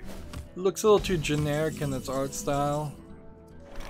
Yeah, I'm just not seeing anything here that would catch my attention or interest me for more than 5 minutes. Looks like it might be a co-op game where you requires multiple players, but apparently you can play it as a single player. It's $3.39. Yeah, it's just not visually appealing enough for me. Let's hit that. And then do that. The eternal hunt has begun.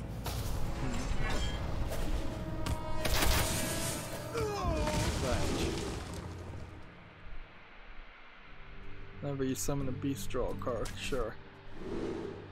And give me that. Yeah. Job's done.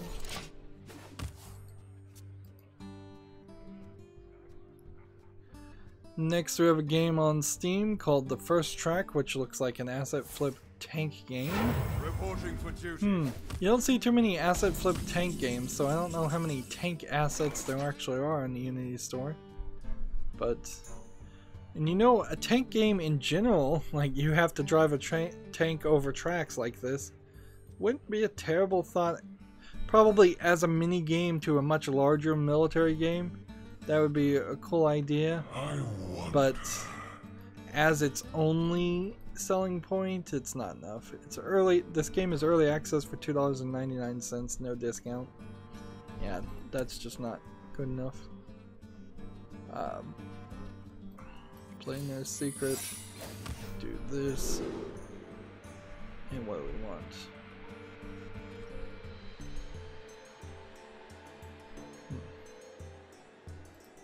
Take this. And take this. And take this.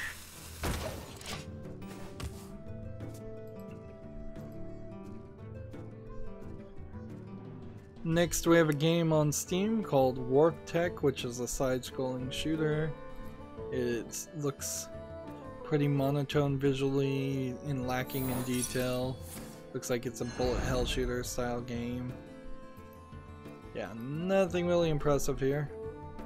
$4.49.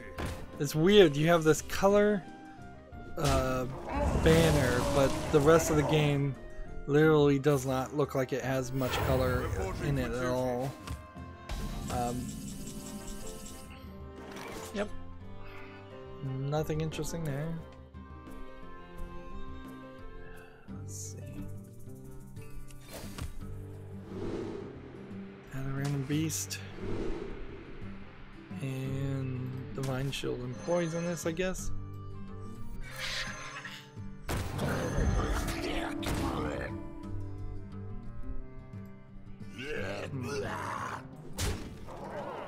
Job's done.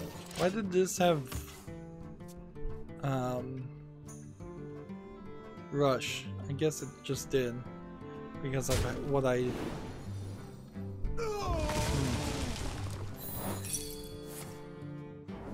Look how it burns!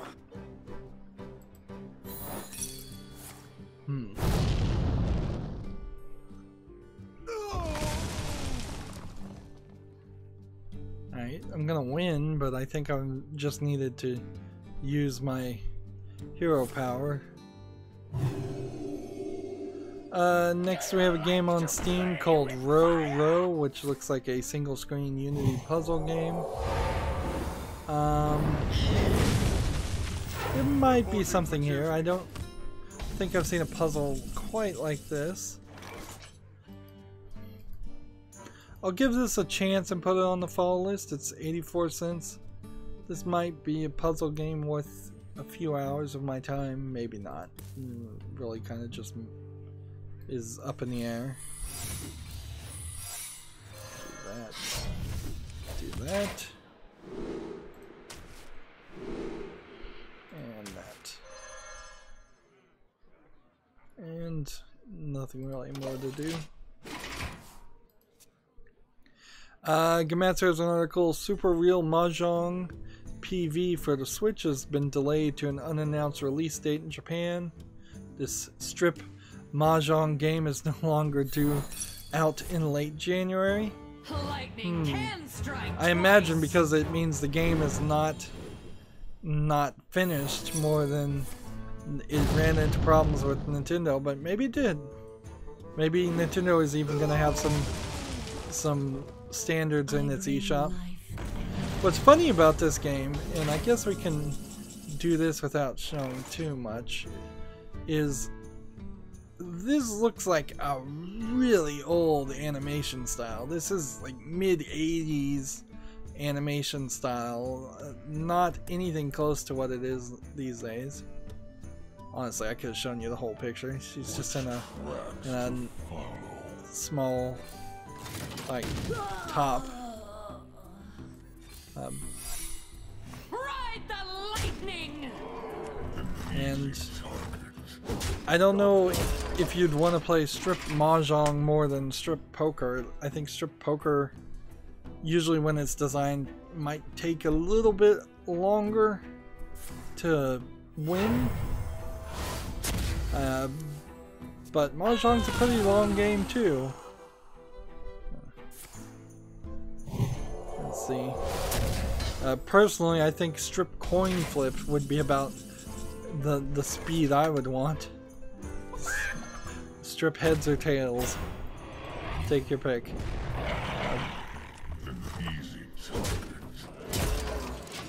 Let's see.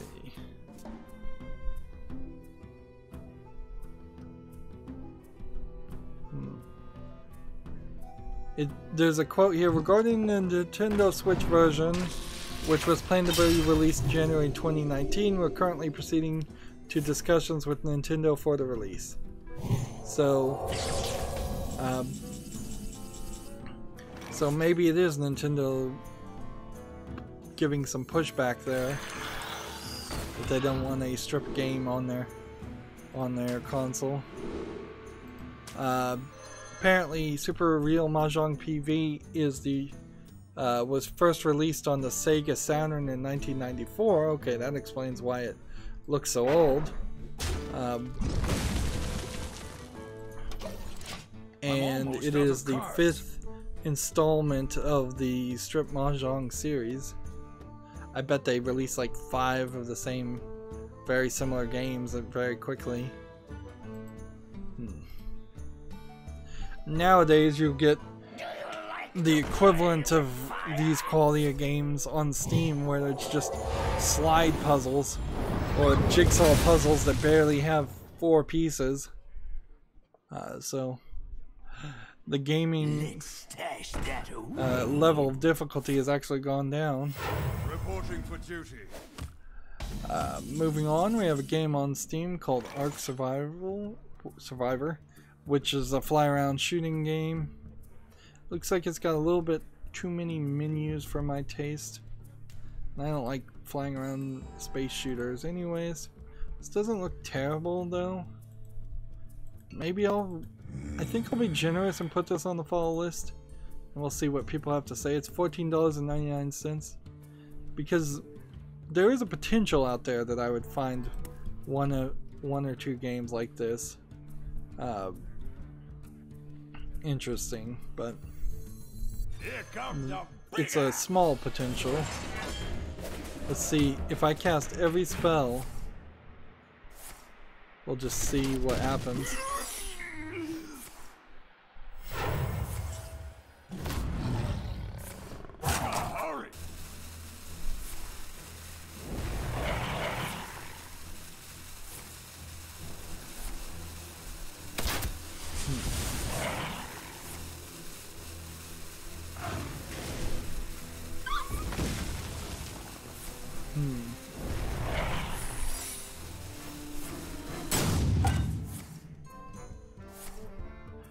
Just casting every spell. Tech Raptor has an interesting article. Beat Saber announces all official tracks are removed from Content ID. So apparently, people who are streaming Beat Saber or playing it on YouTube, Content ID is just YouTube, they were getting demonetized, or all the money was going to the owners of Beat Saber. They put out a tweet after reading your comments on our tweet about Beat Saber Content ID free tracks. We've discussed this with our artists from the original soundtrack Volume 2 again, and have some news.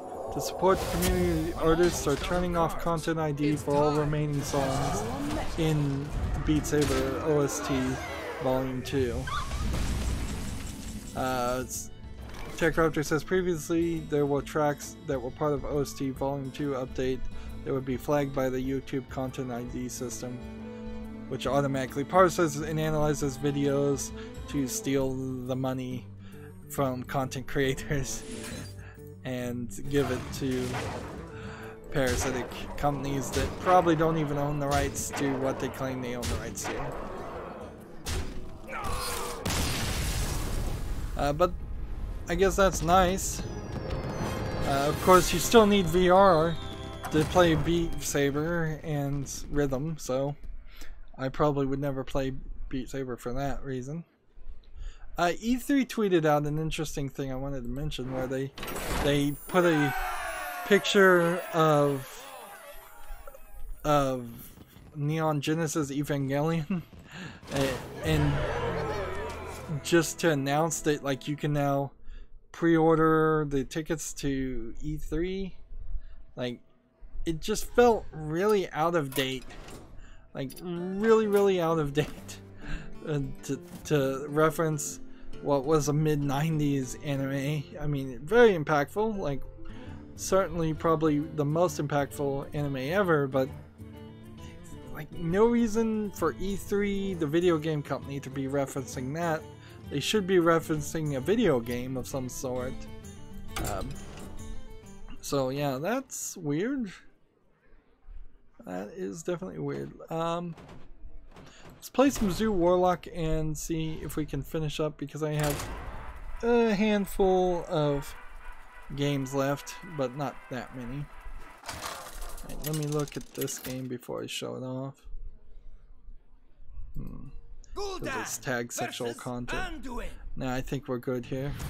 Next game we have on Steam is called Dead Wishes. It's a visual novel game, Western animation style, trying to go for the anime but not really doing a good job of it.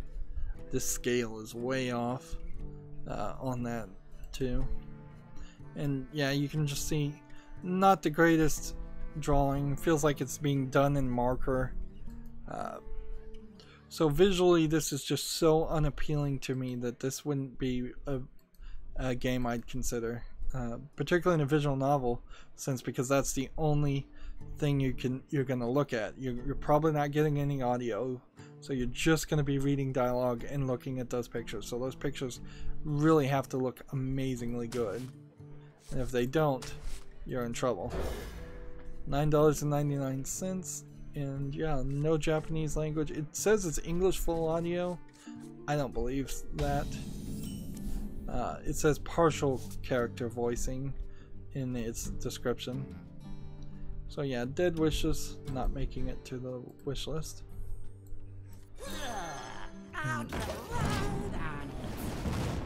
Let's see. Next we have a game on Steam called Monades. Seeing a lot of Asian characters, so this might be a Chinese visual novel. Again, the animation style does not look very good. It's not a visual novel though, it's a positioning strategy RPG. Interesting. Slightly interesting, but not interesting enough that I really would want to play it. It says it's coming soon. It says it's English and Korean. You know, like, let's see, where was that picture? Almost out of time. Nah, I missed it. I'm still trying to learn to tell the difference between like a Korean game and a Chinese game and a Japanese game.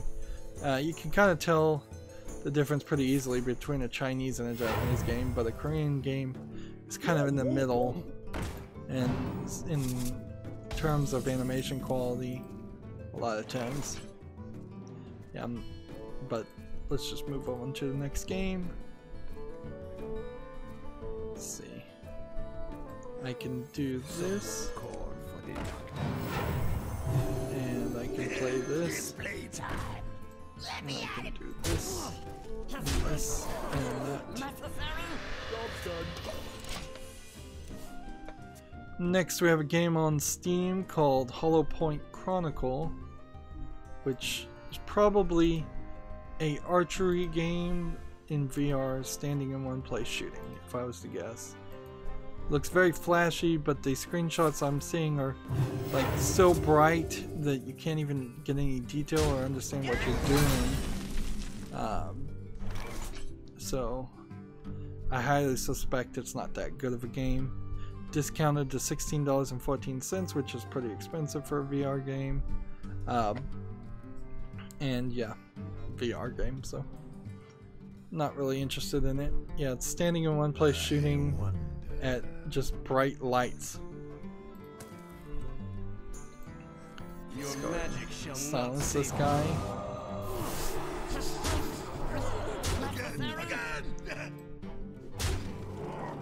Job's done. And in the turn.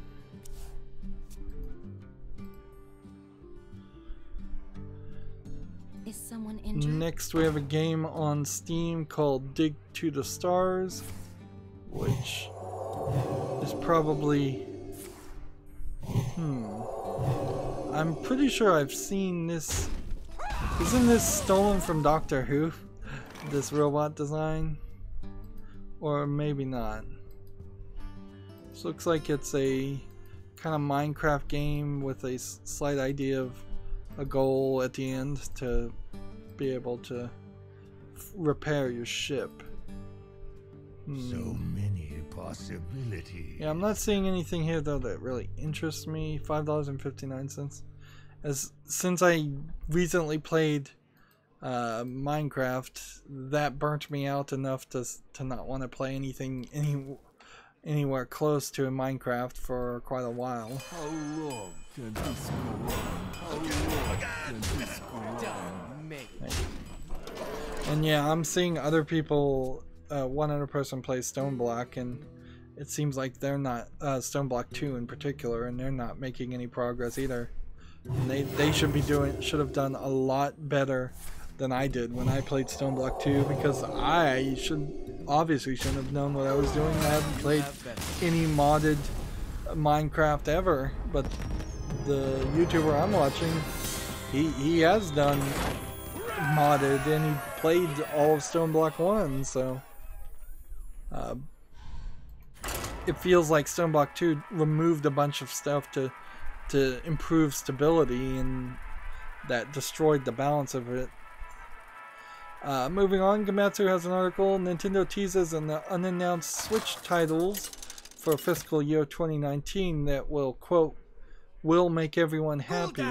Versus throw. Plus titles fit for Switch Online. Your soul shall be mine. That's pretty much all they have to say. Let's see. That's not really any news at all. That's no news. It's like, we have games that you'll be happy with, sure. Speaking of not news, if this page loads, TechRaptor has an article, video game releases for February of 2019. And this is probably just a real long list that they're mentioning, but it's probably an incomplete list pretty much too. Ace Combat 7, Skies Unknown, Wargrove, Etrian Odyssey, Nexus, Riot, Civil Unrest, Salt and Sanctuary for the Xbox One, Astroneer, Reverie. Some of these games have already come out to PC. Ape Out, haven't heard of that one. BlazBlue Central Fiction, that might be a new version of the BlazBlue series. Monster Energy Supercross, Pipe Push Paradise, interesting name. Yokai Watch 3 for the 3DS, God Eater 3, that's a probably big title. The Lyre Princess and the Blind Prince might be a small indie game of note, maybe. Let's draw a card before we do anything. Job's done. A game called A Fold Apart. I haven't heard of that, but it's coming out on everything. Code Realize Wintertide Miracles. Nico Para Volume 2 visual novel coming to the PS4 and the Nintendo Switch. I believe that's one of the games that's more censored on the PS4 than the Switch. Jump Force is coming out February 15th. I didn't realize Jump Force was coming out that early. On the same day, Metro Exodus is coming out, and Crackdown 3 is coming out, and Far Cry New Dawn is coming out. So somebody really screwed up there. 3 out of those 4 people should move their release date. Like, Jump Force should move, Metro Exodus should move, and Crackdown 3 should move, but they've already moved too many times, so they probably wouldn't. So Far Cry New Dawn should probably move. Let's see if we do this. In the light's name. And In the this. light's name. And this.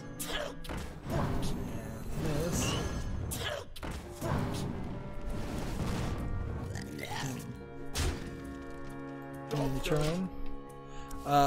Steins Gate Elite is coming out. Death End Request is coming out. Yakuza Kiwami is coming out. Anthem is coming out. The Lego Movie 2 video game is coming out. That'll probably be a big seller for little kids. I hear the Lego Movie 2 is pretty good. Stellaris Console Edition. Trials Rising. A game called Thimble is coming out for everything on the 28th. So that's a particularly busy February, particularly on February 15th, when a lot of games are coming out on the same day that are big AAA games. They should have... Like, it seems like a constant issue with people too, is that they just utterly refuse to move their release dates or avoid Face the light. avoid this issue. I'm gonna hit that, and that's gonna let me heal this.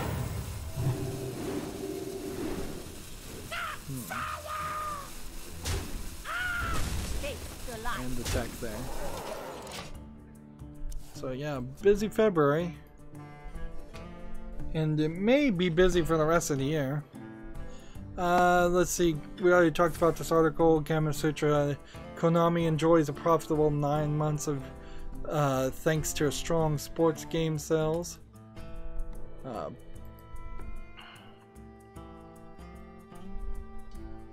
See, this game is tagged nudity, but not sexual content. Interesting. Interesting you would tag a game that way, but I suppose it's possible that could happen. The sun has set for me. And my internet does not want to load any of these pictures anymore. There we go. Guess I ran out of cache. Okay. So nothing too unfamily friendly. How do we want to do this? This.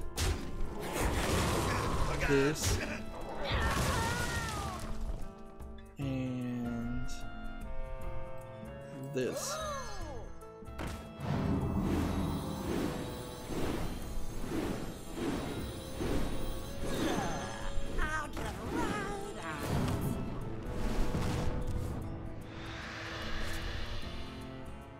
I want to keep on taking the victories, so Face the light. Face the light.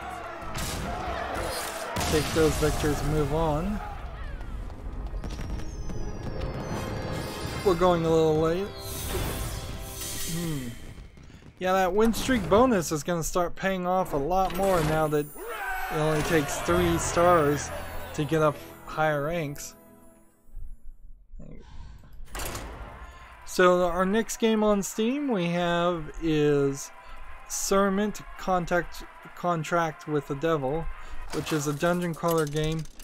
For a dungeon crawler game with nudity that's just like a sex anime game, this actually looks like it's animated better than a lot of others. It's from Sekai Project. These games tend not to be very good, though, in all fairness, and if they are just selling on the sex appeal, it's usually not worth it, not that good. So yeah, this really wouldn't make it to the wish list. So, but it's there, $11.99, too expensive, discounted. But also kind of nice that Steam lets these things be on their storefront, at least for now, until they change their mind again. But then again, I guess this also is a game that doesn't have any of them in schoolgirl outfits, so it doesn't violate whatever internal rule they made up in their head about no schoolgirl outfits. Which seems to be what they were hinging a lot of their rejections on at the end of 2018. Although we didn't actually get any direct feedback from that. Let's see.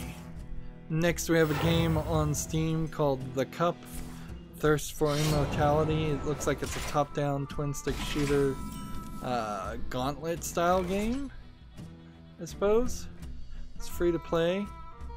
Doesn't look terrible, but these are definitely not the kind of games I like to play. Seems a little too dark. Doesn't look like it would be that enjoyable, just be very repetitive. The price is right at free, I suppose, though, so if you're interested, the game is available.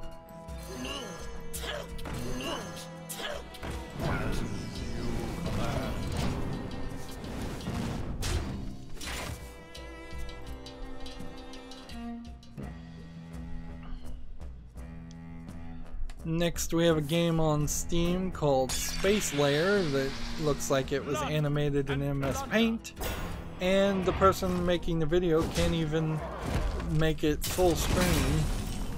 Interesting. Yep, this looks terrible. I don't need to look at it any further. It's 99 cents. It's in early access. It's English and Norwegian. Let's see, are we at the time to play that? Not yet. Do I want to kill these two? I don't think so. So yeah, Space Layer is not making it to the wish list.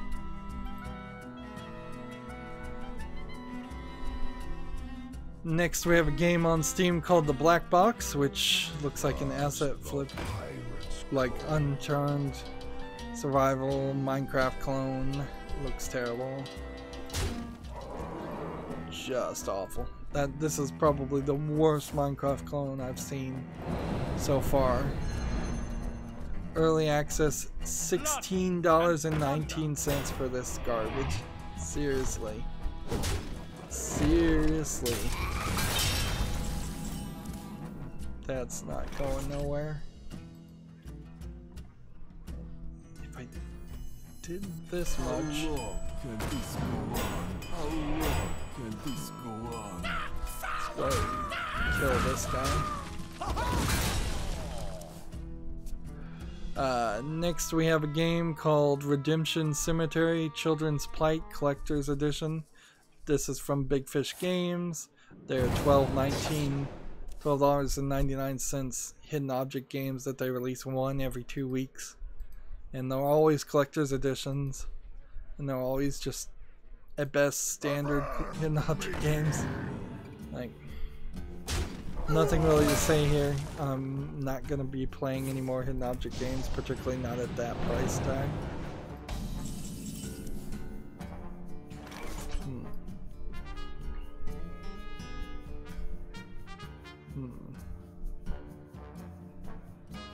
Yeah, I already talked about E3 and their weird tweet. One thing I can say nice about E3 on Twitter, at least, is that it doesn't seem like they try to be hip and post unimportant things on Twitter all the time. It seems like they pretty much only tweet when there's something about E3 that's important to say, and then they stay silent. Which there's probably hundreds if not thousands of other people I would follow on Twitter for information if they would just give out the important information and then just stay silent at all other times.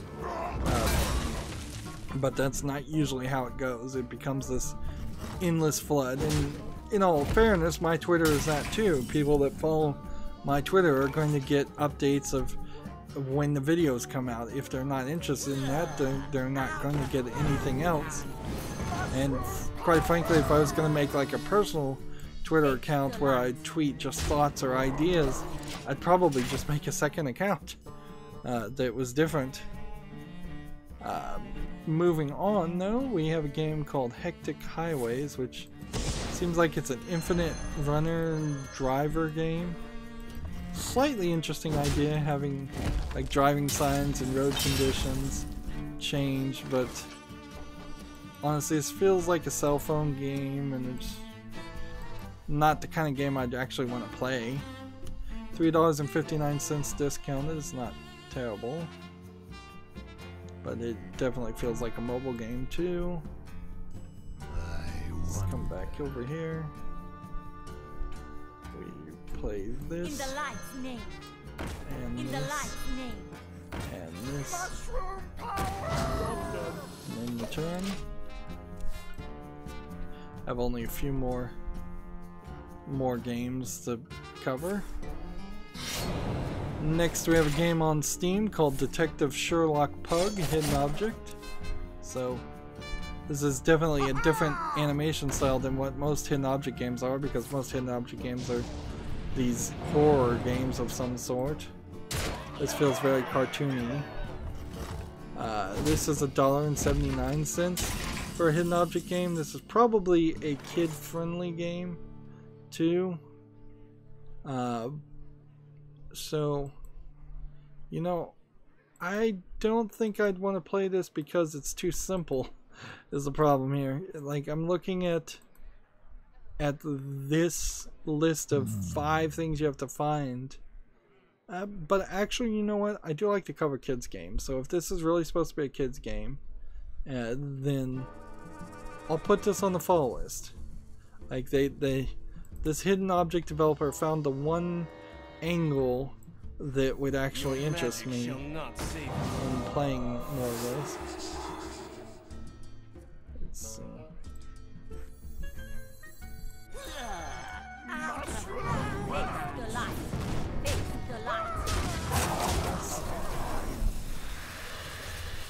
There we go. Next turn. Game Switcher has an article. Cloud gaming isn't an immediate threat to consoles, says the Sony Chief Financial Officer Hiroki Totoki. Interesting. Yeah, I agree with that idea without going into any more detail in the article. Like, cloud gaming isn't really a threat. In the light's name. In the light's name. Let's play this. It's playtime.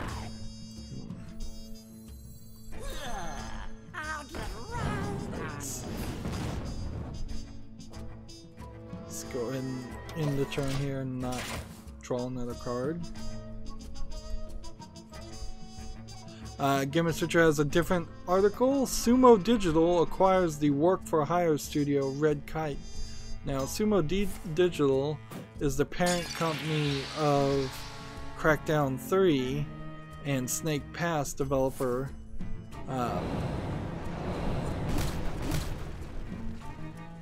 or the Sumo Group actually acquired Red Kite.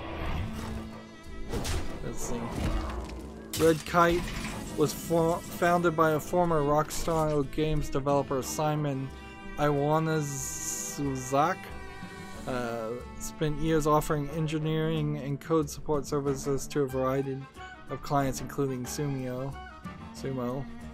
They worked on Dirt 4, God of War 3 Remastered, Call of Duty, Strike Team, and it only had like 27 people on their team.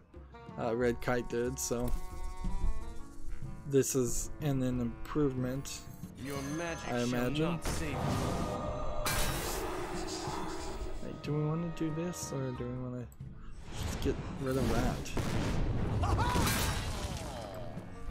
Can't believe that worked. Let's just play cautiously here.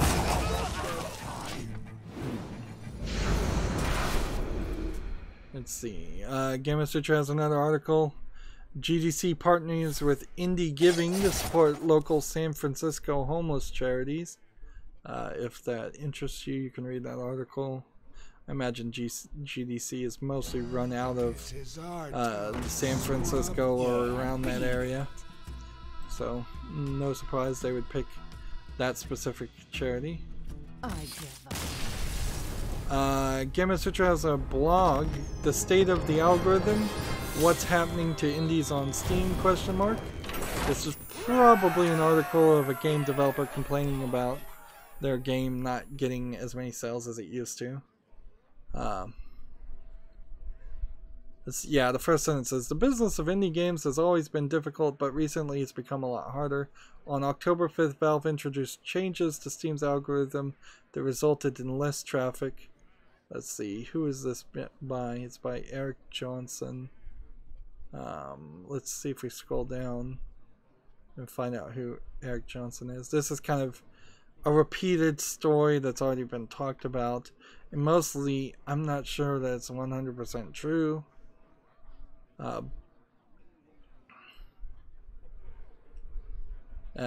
But even if it is, it really doesn't seem like it's affected too many indies, because after about a week of 3 or 4 indies complaining about it, everybody else stayed silent. So if it was really that big of a deal, more people would have complained about it, I think.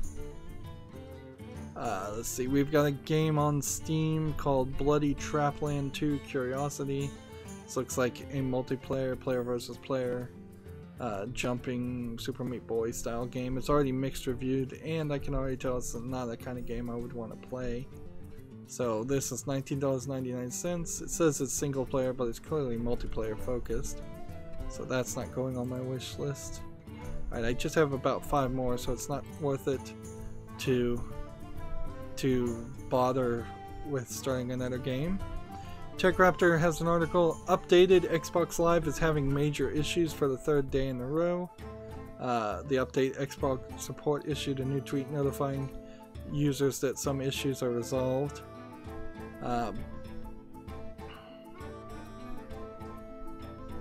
Is it because of the Anthem beta? Or it seems like it's signing into the Xbox. Live is the problem. Interesting. You know, I was talking about earlier how people like Bethesda was deleting people complaining about Fallout 76 on their forum, allegedly. You know, if you're running a forum on a game site and you're deleting people's complaints, the next thing that people will do, if they could do it, is they probably would DDoS your forums or your website in some way. Like, if you're going to delete legitimate complaints, you're going to infuriate those people, and if you're going to try and silence them, well, they're going to try and silence you right back. So you're really asking yourself for trouble there.